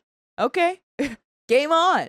I like where this is going. I like where this is going. Let's go. So I messaged Rachel privately. I showed her the screenshots and explained everything. Made it clear that I wasn't trying to stir up drama, but I felt disrespected and blindsided. Rachel, bless her, was livid on my behalf. She said Alyssa had no business pulling something like that right before someone else's wedding and told me that she'd handle it. A day later, Alyssa was officially uninvited from the rehearsal dinner and the pre-wedding events. Cue the meltdown. Oh no! Could this be a consequences of your actions? It is so insane. So insane. My mom called me furious. How could you do that to your sister? It's just a dress. She accused me of being vindictive, said I embarrassed the family, and that I'm still holding on to my childhood jealousy. Mind you, this is the same woman who let Alyssa walk all over me for decades and called it sisterly love. But here's the punter. Alyssa showed up anyway. She wasn't invited. Rachel made that clear. But she thought that she could just show up and play the victim, act surprised, and say that there was a miscommunication. She showed up to the rehearsal dinner wearing the knockoff version of my dress. No shame, still smug. Rachel didn't even blink. She pulled her aside and told her to leave. Security wasn't needed, but Rachel made it very clear that she wasn't welcome. Alyssa stormed out and posted some passive-aggressive nonsense on Instagram about jealous women and sisters who can't handle a little shine. That's stupid. I don't know what this is, but your sister needs to. I don't know. I don't know if she needs therapy or like a 3-week-long retreat in a cave. Yeah, she like one of those darkness retreats or whatever, where you just sit in a you can't see anything for like a month, Whoa. and then you come out of the cave and you're like, oh my god, I understand everything now. Yeah, she needs to go just go backpacking across Europe and then just find herself, Yeah. because she doesn't have any sort of self-identity and thinks it's everyone else's problem. Literally anything but what you're doing right now. Yeah, Please. literally. Like, Please. come on. I finally snapped and told my mom the truth. I'm tired of having to make myself small just to keep the peace. I let Alyssa copy me for years because I was told to be the bigger person. But copying my wedding dress, the one I designed in honor of my grandmother, was my line. And she bulldozed right over it. For the record, the dress wasn't just a dress. It was one of the only things that felt like mine in a family that's constantly blurred the lines between sharing and stealing. I put love, grief, and meaning into the dress. It honored someone who made me feel seen when no one else in our family did. And instead of respecting that, Alyssa treated it like an aesthetic she could lift for an Instagram photo. So yeah, I put my foot down for once. And now my family's acting like I'm the a-hole and that I burned the house down because I finally lit a match. So am I the a-hole for getting her uninvited? And there is an update, but what do you think, Dakota? She got herself uninvited. Yeah. What do you mean? If she would have rolled up without any warning in that white dress to the rehearsal dinner, she also would have been immediately kicked out, regardless of if any prior conversation had happened. Absolutely. Absolutely. And it's like, would anyone else not recognize the dress that you wore for the wedding? I mean, if they don't care about you, clearly, like, maybe they wouldn't, but like, yeah, they'd probably assume that you gave her your dress. Yeah, like you just forwarded the message of something that she sent you. And like- then now she's like, oh my God, I can't believe you would tell people that. It's like, huh? Like, guys, there's a car crash out there, and everyone comes back, and you're like, "It's your fault. Yeah, you literally. caused the car crash." Yeah, You it's like, did that. What? You made people see. What? I was just, like, I just called the ambulance because you were in the car. I didn't do anything. There that's is your no fault. war in Yeah. Bossing Say. Oh. Yeah, Oh. that's a good one. That's a good one. All right, Where was I? Where'd I Daily. go? Where am I? All right, Whoa. Daily. Whoa. The Dai Li. Oh, I gotta watch Avatar: The Last Airbender now, man. Yeah, that I might need to go back to that one. But yeah, no, this is absolutely crazy. You're definitely not the a-hole. And honestly, if this is your first time putting your foot down, this is what it looks like. You people aren't gonna be happy about it, especially when you haven't been doing it your whole life. It's upsetting that they're so upset about this and they can't Yeah. understand why you are mad and like standing up to them. But this is something that you're gonna have to be more comfortable with if you want to learn how to confront people more. Yeah. You know. Yeah. I just. So Oh man. sorry, girl. I can't imagine being. Because she got uninvited. She showed up anyway, and I bet you she was thinking once they see how good I look, Yeah. they'll be like, "Oh my god, you have to stay." Yeah, like, oh my God, they're just being so silly. Like, they're just being so silly. It doesn't even matter. Girls can't handle a little shine. Yeah, I'll just go. I'll walk in there, and then it'll be like I'm the main character. I'll Yeah. be like, oh my God, I can't believe I'm so, this is so unjust. They just hate how good I look. Yeah. Pretty girls always get the worst. But there is an update. So I'll start by clearing up a few things that people asked about in my original post. My mom and my grandma had a good relationship. Like, genuinely, they were close and there wasn't any drama between them. My dad, he's not really involved in this at the moment. He's been away for work and hasn't said much either way. I think he's just trying to stay out of the line of fire until he's back. My hubby is on my side, but chooses not to get involved. As for my grandma, she's passed now, but yeah, she did favor me in some ways. Not in a braggy or obvious way. In public, she always treated me and Alyssa equally. If you didn't know her well, you'd never guess. But behind closed doors, it was different. She saw the way Alyssa acted, the lying, the drama, the way she always twisted things to make herself look like the victim. My grandma wasn't blind to it. She never called her out directly, probably to avoid stirring things up with my mom, but I could always tell where she stood. She saw me. She knew what I was dealing with. And even if she never said it in front of anyone, I knew I had her support. After Alyssa showed up to the rehearsal dinner wearing a cheap knockoff of my actual wedding dress, I figured she'd feel dumb enough to back off. I was wrong. No. The next morning, Rachel, my cousin and the bride, called me sounding just done. Turns out Alyssa had sent her a massive text, guilt-tripping her and claiming the dress thing was just a funny misunderstanding. And she said I was blowing it way out of proportion. She's trying to be like, no, it's blue and black. Literally. It's not. You must have guys, I'm telling you. I don't know how you guys see that. I only see blue and black. Yeah. That's crazy. You saw white and yellow? Yeah. White and gold? Who are you? That's so weird. She accused me of trying to turn everyone against her because I'm jealous. Classic Alyssa. Rewrite the story, make herself the victim, and toss me under the bus for reacting to her boundary stomping. Rachel wasn't buying any of it. Good, let's go. Of course she's not, because it's absurd. It's absurd. She told me point blank, Alyssa was out. Not just from the rehearsal or brunch, fully removed as a bridesmaid. Done. Rachel originally just uninvited her from the dinner and pre-wedding events to avoid drama, but hadn't officially dropped her from the bridal party. That changed after Alyssa tried to manipulate her the next morning. Then she said something I didn't expect.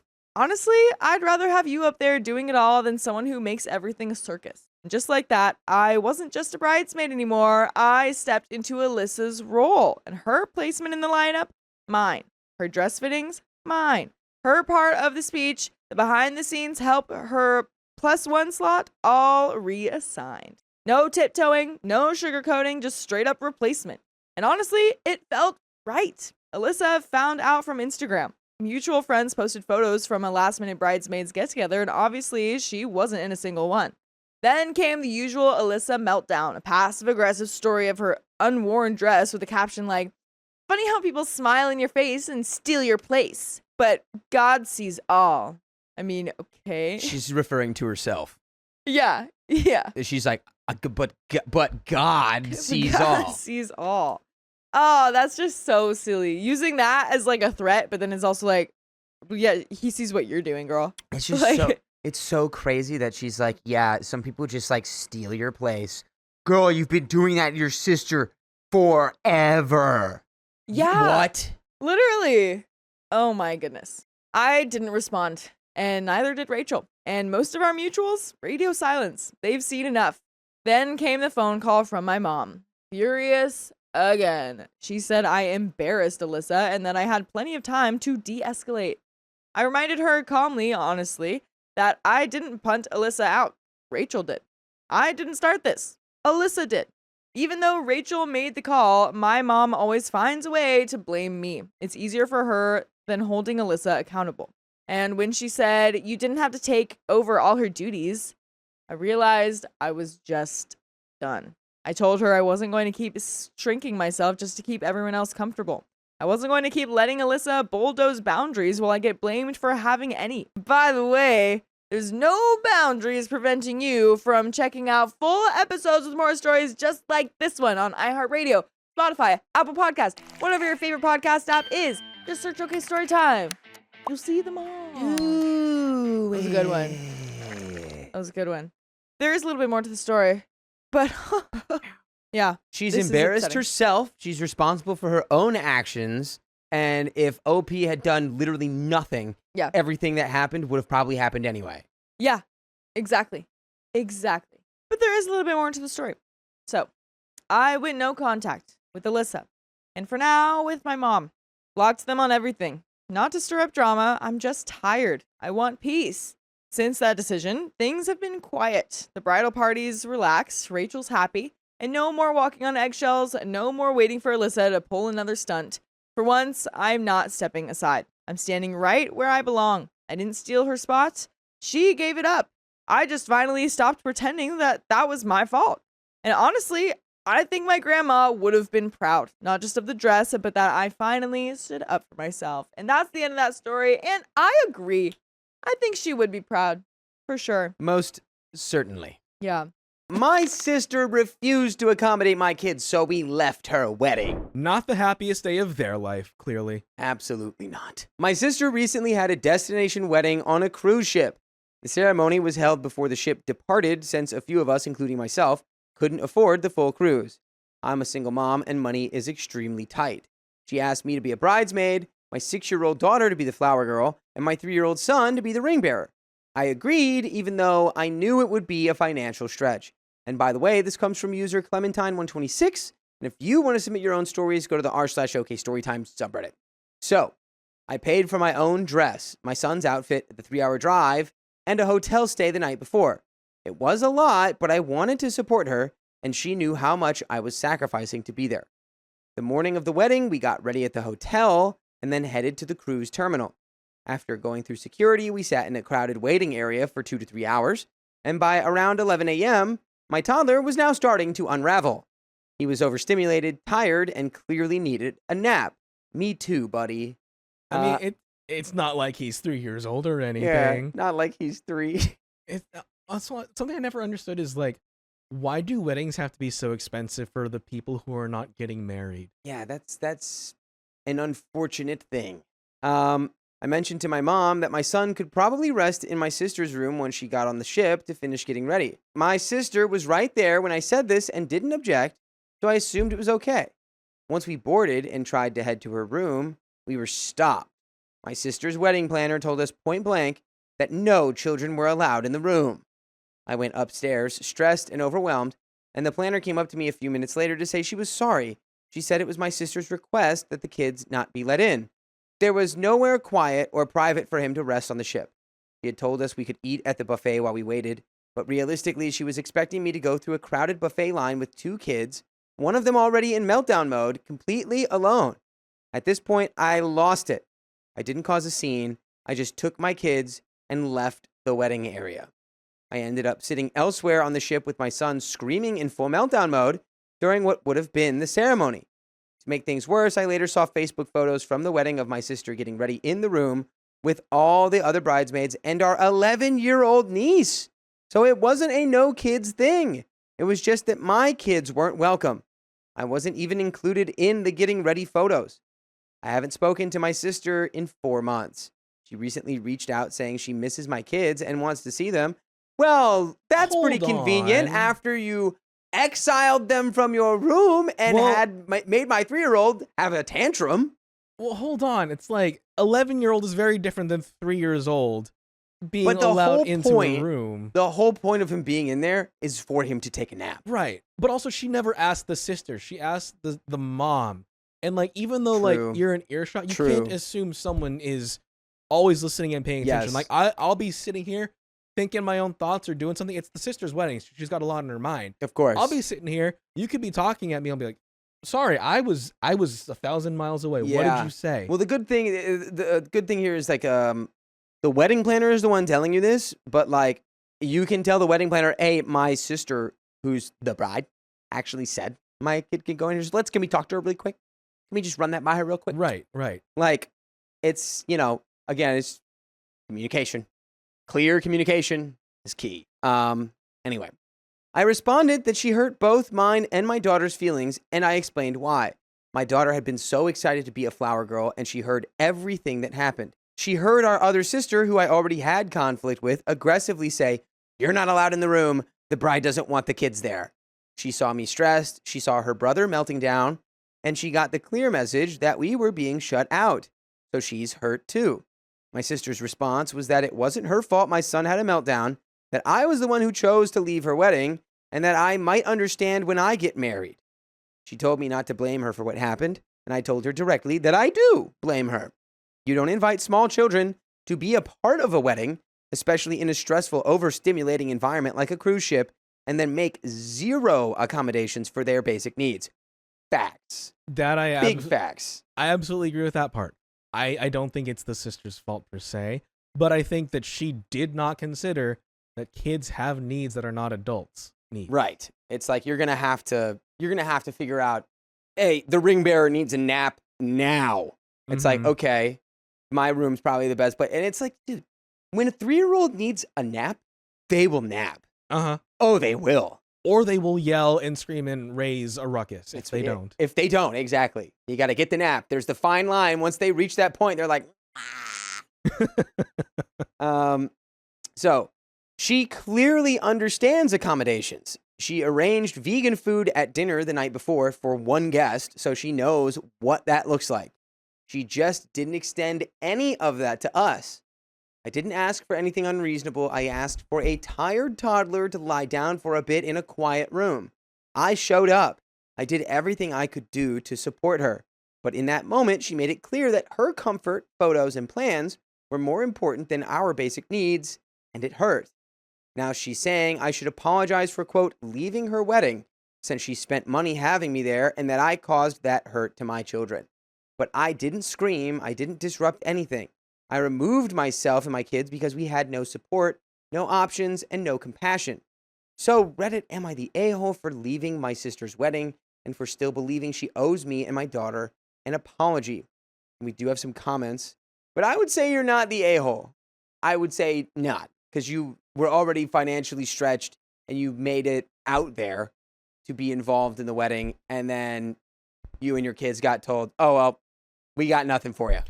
I don't think anyone is particularly more a-holy than the other here. I think both parties suffered from a lack of communication and consideration.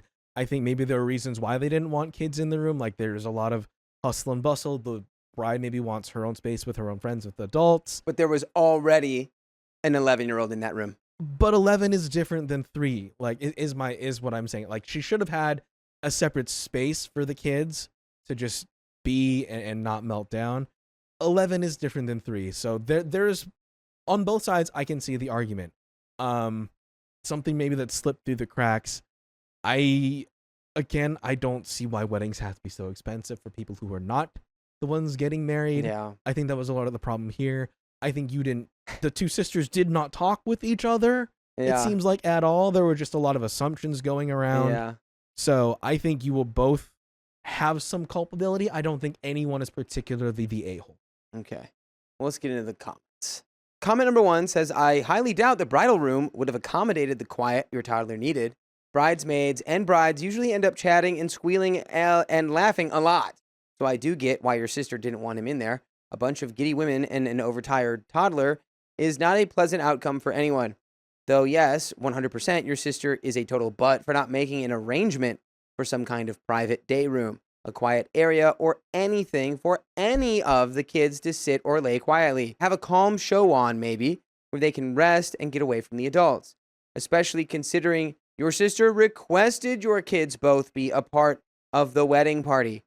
And a reply to that says, why should she make accommodations? It's not her kid. A reply, because she requested for the kids to be there and play a role. Basic common sense, if you invite guests, you're agreeing to accommodate them to some degree. And there is an update. Let's get into it. I ended up texting with my sister again, and it honestly made everything worse. Oh, good Lord. Oh, boy. She said she knew I'd cause drama somehow, and that's why she had our mom on standby to deal with me. She doubled down on blaming me for everything, including how I handled my kids, but refuses to acknowledge that she played any role in what happened. While we were in the waiting area before the ceremony, we actually did a run-through, and my son was already losing it. She saw that he was overstimulated and not doing well, and still said it was ridiculous that I assumed he could use her room for him to nap. Then came the subtle digs. She made a comment like, maybe you shouldn't have let him down maple syrup for breakfast because he had a hotel waffle. As if syrup was the reason for a toddler meltdown, not exhaustion, noise, and chaos. It was just another way of calling me a bad mom, something she and my other sister have done for years. She said I was dramatic, ripped the kids away from her wedding, and that I need therapy. When I tried to talk to our other sister about how she handled things that day, she immediately denied any responsibility and then pivoted to say everyone in the family talks crap about you and dislikes you, and even tried to send me screenshots. I think it's time for us to limit our contact to our family members. I'm having thoughts now. Based on this update, I think what happened is the sister didn't actually care about the niece and nephew. The sister didn't care about OP going to the wedding. She just wanted the optics of having cute kids at her wedding. Yeah. That's it. She wanted the photo of the little ring bearer, of the little flower girl. That's all she cared about. She didn't take the time to think about what the kids would need, about the happiness, about her own actual family. They're not family at that point. They're props. Yeah, exactly. So They're just an aesthetic. I am now more leaning to bride sister is more of the a-hole here.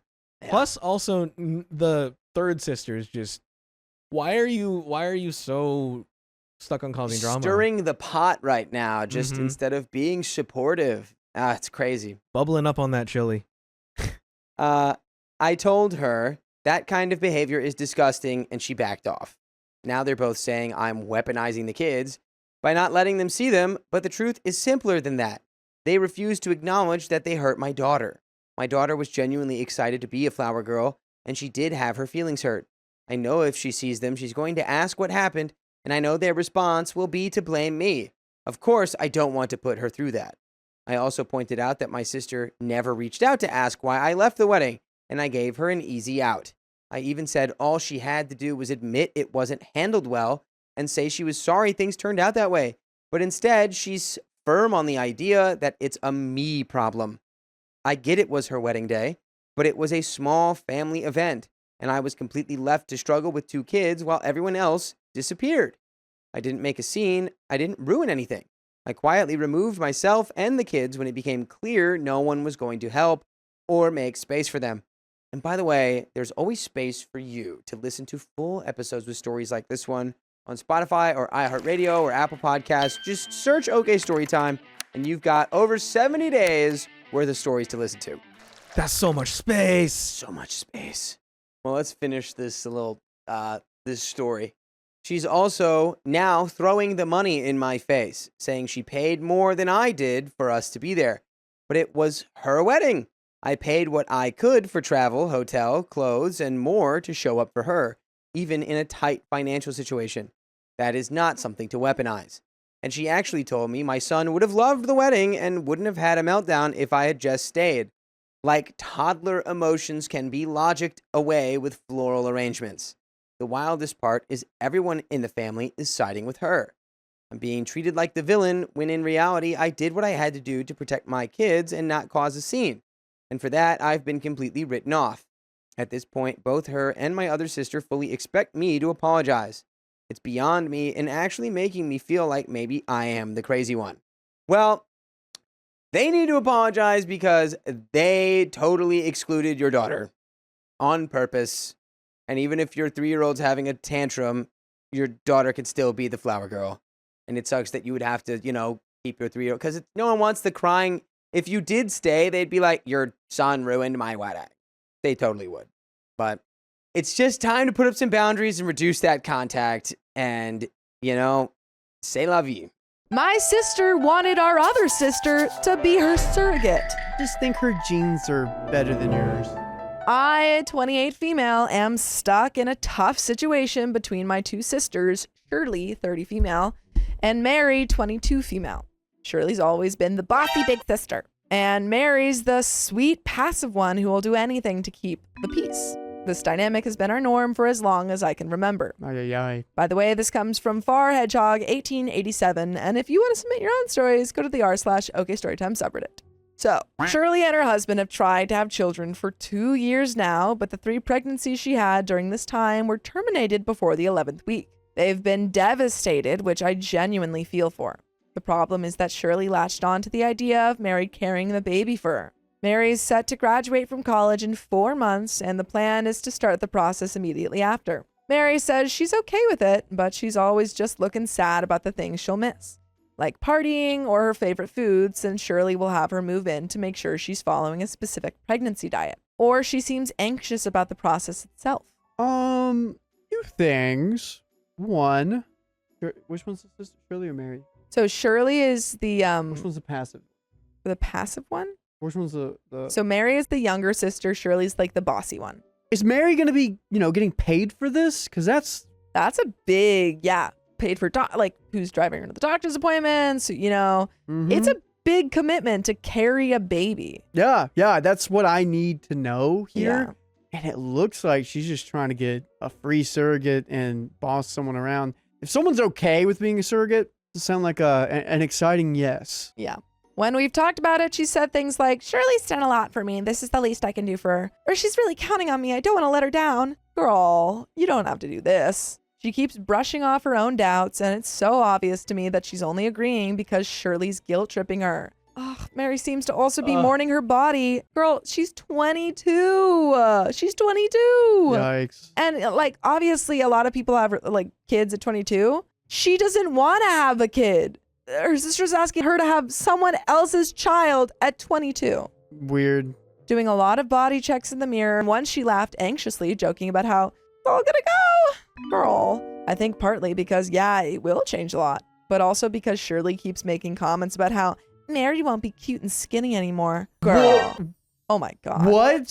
What? These comments make me furious. But every time I push back, Shirley dismisses me, saying, she's just telling the truth, and I don't understand sacrifice for family. I'm gonna sacrifice your face. I'm worried because Mary has always looked up to Shirley to the point of idolization. I think she's afraid of saying no because she doesn't want to disappoint her, and because of the absolute heck she'd make. But I can see how uncomfortable she is when the whole surrogacy thing comes up. She also keeps looking at pregnancy complications and birth videos, and I can see she's so anxious about the whole thing. I don't want to overstep or make things worse, but I also can't just sit back and watch Mary sacrifice her body and mental health for something she doesn't want. I've tried talking to her about whether this is what she truly wants, but she just deflects and says, Shirley's been through a lot and deserves this. No, she's making out like she's been through a lot. She does not deserve your body. No one deserves your body. She does not have a right to it. Someone said she's not an incubator. No, exactly. She's treating Mary like she is. I don't care if she saved your life. There is no reason that you owe her your body, Mary. What if she saved your life, hear me out, saved you 5 times? Nope. And Shirley's really nice. Nope. And the surrogacy is only a month. There's nothing that would guarantee anyone a right to, or give anyone a right to your body. I'm saying a different scenario. There might be, this one's a little hard to look at. Nothing. How do I get more involved? How do I approach Mary without making her feel more pressured? How do I help her see that it's okay to say no if she doesn't want this? Would going to Shirley help with anything? Edit for those asking about official clinics. They didn't go to a clinic with Mary specifically yet, but I'm afraid that won't be enough to get her an easy out. They had to have some treatments and exams where, from what I understood, only about 20% of Shirley's eggs were good for use. They've had talks about how if the pregnancy has risks because of her eggs, she's open to having a kid not of her own, as she puts it. That's one of the reasons why she wants Mary, because if she needs the eggs, it's the closest DNA she has to her own. So she also wants to take Mary's eggs. So when they find out a clinic won't do it, I think they'll just spend a few months getting used to the idea of doing it DIY and then do it? Huh? Are you just going to make your poor sweet sister have spicy sleep with your husband? What? There is an update, but Dude, this is wild. This is so wild on so many different levels. OP needs to talk to Mary. This woman, okay. Yeah. If she's going to bring a child into the world like this, I don't think she should be a mother or parent. No, This is I agree. Her I'm sorry. thought process. She keeps saying, "Oh, I deserve," everyone keeps saying, "Oh, I deserve this. She deserves this. She's got had such a tough life." No one deserves a child. Yep. Child deserves a good parent. On a real And note, I don't think she's going to be a good parent. if I saw this as a sister, what I'm doing is calling any clinic within 100, 200, 250, 1,000 miles. And saying, this girl does not want to be pregnant. Miles. Be like, hey, this is what it is. She's basically being forced into it. Yeah. Yeah, call the police, get the police involved. Something. I don't care. I'm not going to let Mary go through this because of Shirley's passive aggressiveness. That's what I'm going to be doing. Turkey baster? Okay, Billy Tom, you're wild for that one. Holy cow. Girl, yeah, they're saying the DIY, yeah. Also, like, Shirley really wants a kid? You can adopt one. Literally. Like, she's so obsessed. She's obviously very obsessed with, like, DNA and it being biologically your kid. But come on. I think you need to sit down, Mary, and say, like, hey, I know that you think that you owe it to Shirley. You don't. And if you have any doubts about this at all, don't go through with it. And then lay out, like she's been looking it up, lay out, say, there can be complications and you can lose your life. Yep. You can have a C-section. You can have a scar on your body forever. Like, there are so many complications that go into pregnancy. It is not for the faint of heart. It is not for people that are unsure. Yeah. And it's not for anyone else to make a decision about also, you. More importantly, you're doing it for free. You're doing it for free.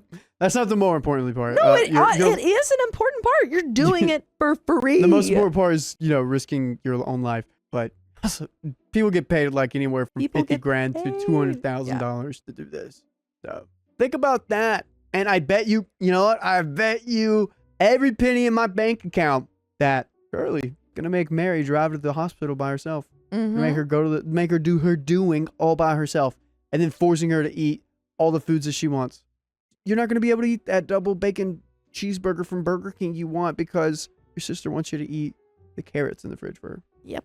And there's an update, folks. How the timeline of events happen. Shirley's in-laws are kind of rich and have this obsession about their firstborn and only son having his heir. Ew, I hate them. Wait, They're I'm sorry. I want what? Before we get into this update. Yes. Can we back up? Yeah. Everyone look at Angie, and we're all going to say, wake up, Angie! Wake up! Do you see her face? I'm terrified. I'm fine. She's awake. She literally looked at me like this.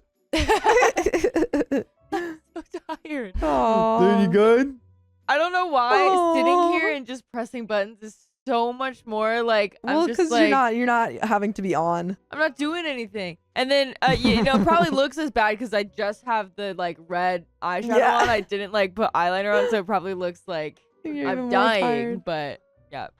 Wow, sorry. I just wanted to get to that before we get into it. Also, your shirt is popping on the screen, which is crazy. I know, it looks great. Shirley's kind of scared of her mother-in-law and is really feeling the pressure. I don't care. Shirley and her husband tried for 2 years to have a baby naturally. After miscarriage number 3, they went to a clinic, not to try anything yet, just to know what's wrong. From what I understood, the clinic said only a few of Shirley's eggs were good and that her husband should be healthier so he can have better baby juice. Shirley has the idea of having Mary as a surrogate. This is only an idea, not discussed with clinics or anything. Mary agrees and it becomes official that she will carry their baby. When the possibility of Shirley's good eggs still not being good enough was brought up, and the idea was to do it, and if Mary has a miscarriage, then they'll use Mary's eggs. They cavalierly mention, and if Mary has a miscarriage, whatever. We'll just use her eggs. Because mine aren't any good anymore. I'm sorry, are they implying that if Mary has a miscarriage, they'll just make her do it again? That is crazy. This is wild. Which is why I said that when they found out that the clinics would not allow Mary to be a surrogate, that they would probably do it homemade, because the only reason I can think of why they wouldn't do it DIY would be because they want Shirley's eggs. But since I learned they were open to Mary's eggs, then yeah, they'd see no problem going DIY. What exactly do they mean by that? So at the time of me writing the post, the plan was going to a clinic, doing IVF with Shirley's eggs, and putting into Mary, and if that didn't work, which everyone seemed to be thinking is what would happen, doing IVF with Mary. So after I posted, I did a few things that were suggested in the comments. Firstly, I showed Mary this post and the comments. She only read about a handful of them and then she threw up. She does that quite frequently under stress. Girl, don't have a baby. And didn't want to keep going. Oh, good. Dude. OP? Good. You need to scare her out of this. You have saved your sister's life. 678 says they are treating her like a piece of meat. This is disgusting. Yes. Jillybean the Turtle says, it's giving Handmaid's Tale. 100%. 100%. They're treating Mary like a handmaid. Yo. It's disgusting. This way, I convinced her to go to a doctor friend of mine and had them explain the whole process to her. How that would change her body. How she might pass away. The bonding hormones she'd have to the baby. Front airbag feeding really freaked her out. Etc. Then we explained the situation and asked them for a letter stating that Mary was not suitable for pregnancy. Then I went to have a conversation with Shirley. Shirley has really surprised me with this whole situation since the beginning. I thought she'd definitely argue with it and demand to go to said doctor and want to know what exams were made and take Mary to a different doctor. But no, she just started crying. Uh-oh. Her mother-in-law is really the only person who Shirley is not the one in control with. And it's really weird to me how much this whole thing is stressing her out. Then I started my presentation, my literal slideshow presentation. And I did what another person had suggested, which was use Shirley's insecurities against her. You know, this might not be the healthy way, but I'm for it because you gotta look out for your sister. You gotta look out for Mary. Yes, you gotta look out for Mary because no one else is. I told her about how if it was Mary's eggs and Mary carried it, the whole family would see it as Mary's kid. It also helped that Mary told me that in the dinner where the plan was to announce to his parents, his mother said something along the lines of, her kid? Oh, what a pretty girl. Those pretty eyes, you know. There are evils that come for good. So she's admitting that this is all an evil thing to make her have this child. Yeah. Yeah. Well, the mother-in-law Yeah, is, yeah. I told Shirley we could IVF Mary's egg and put it in her, that we could even keep it a secret that it was Mary's. She seemed to like the idea, but was insecure with what would happen if that also didn't work out. Because again, we don't really know if her uterus isn't also part of the problem. I don't know if, is OP like trying to trick her or something? She's like, well, we could keep it a secret. I think she's leading up to insecurities. Quick okay story time. I don't know why I had this conversation with my college liaison. Mm-hmm. One day she just kind of wanted to check on me and I had a really good conversation with her. Honestly, in a way, kind of changed my life. She's just checking on me. Anyways, she was talking about how her son was with this one chick she did not like and kind of knew his son wasn't really into her. But what she did was like, oh my gosh, I love that girl so much. I can't wait for you guys to get married and to have kids. Oh, you guys are such a good couple. Really went on with it. And then he started realizing like, oh, I don't want that. I don't really want to do that. Might be a strategy that OP's pulling.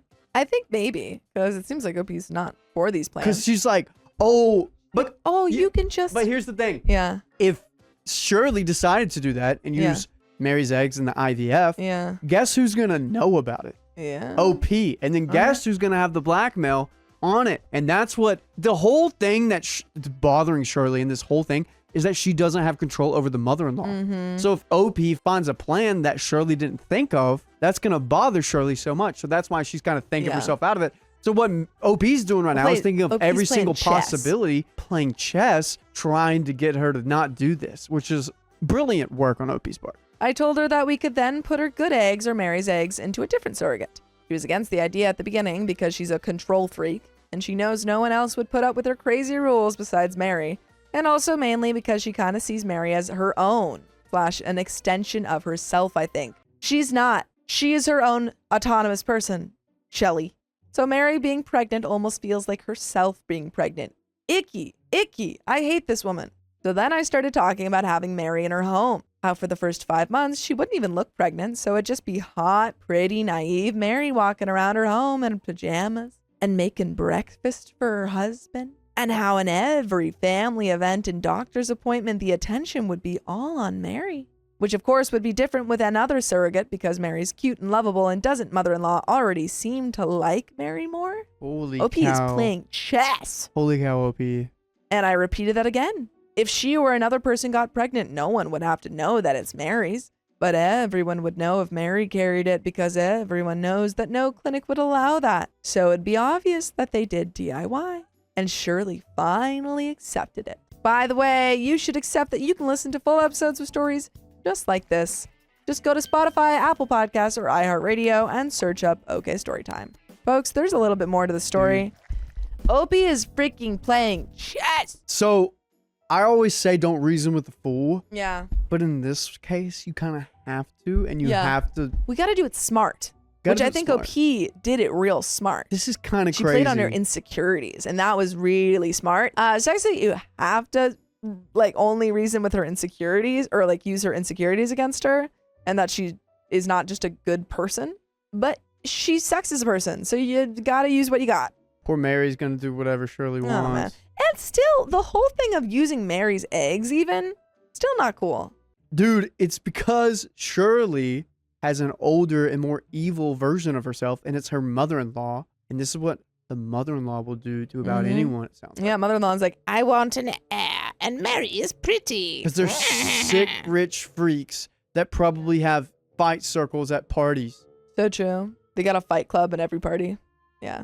Which probably. low key, I kind of want to do one with knights.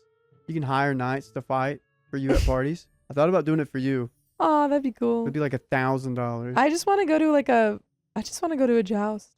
Okay, we're gonna medieval times. Medieval times. Yeah, I would love that. Medieval. Let's do it. Medieval times. Let's do it. Let's finish it. Mary was so relieved when we invited her over to tell her. Shirley told her not to look so happy, and it made me a bit nauseous to think that she maybe knew Mary wasn't into it. She absolutely knew. I doubt Mary was, not incredibly obvious about the fact that she didn't want to go through with it. Sister, yes, please. Let me do it for you. Yes, please. And she wanted to start the exams right away, even though she was insistent into only doing it after Coachella before. I Girl, can't. I can't with these people. I cannot. Mary just wants to go to Coachella and be a 22-year-old. So I guess she does truly want to. She also may be scared Shirley will change her mind and is trying to hurry things up. It's only been 2 weeks, so it's a miracle that they even got an appointment and one exam each. Shirley, Mary, and brother-in-law. Still no results, but the current plan is putting Mary's egg inside Shirley. I still don't like this plan. I still don't like it. Guys, you gotta stop. You gotta call doctors. OP, your job's not done yet. I've tried to talk to Mary about how she'll feel having a kid that's still hers in the world, but she seems too relieved to even think too much about it. Girl, think about this. She just makes a joke about how she's just happy her abs will stay in place and that's it. Stop saying yes to things. Like she thinks that she's going to be forced into this. You have a choice, Mary.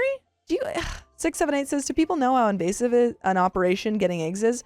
This girl clearly doesn't know anything. That's the thing. She is so naive to all of these operations and to everything that goes into any of this that like she's just relieved that her sister's not making her have a baby. And it's like, you need to tell her she doesn't owe her sister anything. Thank you to everyone who commented, and I really hope I won't ever have to use this account again.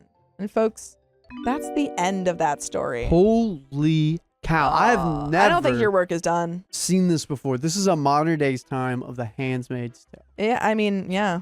This is sick. Yeah. Disgusting. Yeah. Can we find who these people are and report them to whatever society we can? I think we gotta, man, because this is just so sad and upsetting. Can we, low key, I just want to find this person's Reddit username, find their email And connected, be like, and go then do more work. Just like, here, we can work together. I have a whole team of people that would love to help. Yeah. We'll tell Mary what's what, and we'll tell Shelly what's what. And we'll I'll tell you talk. that. We need to, actually, the real problem is the mother-in-law. That's true. Start at the source. We go and say, to the "Shut up, mother-in-law's mother-in-law. house with Miss Richie Rich. bats in hand, Oh, dang. and we just have a conversation. We just have conversation. Why can't Shirley just get an egg donor? Because it's not her genes. Yeah. She talked about like the whole DNA thing, and she sees Mary as an extension of herself. It's weird. Really weird.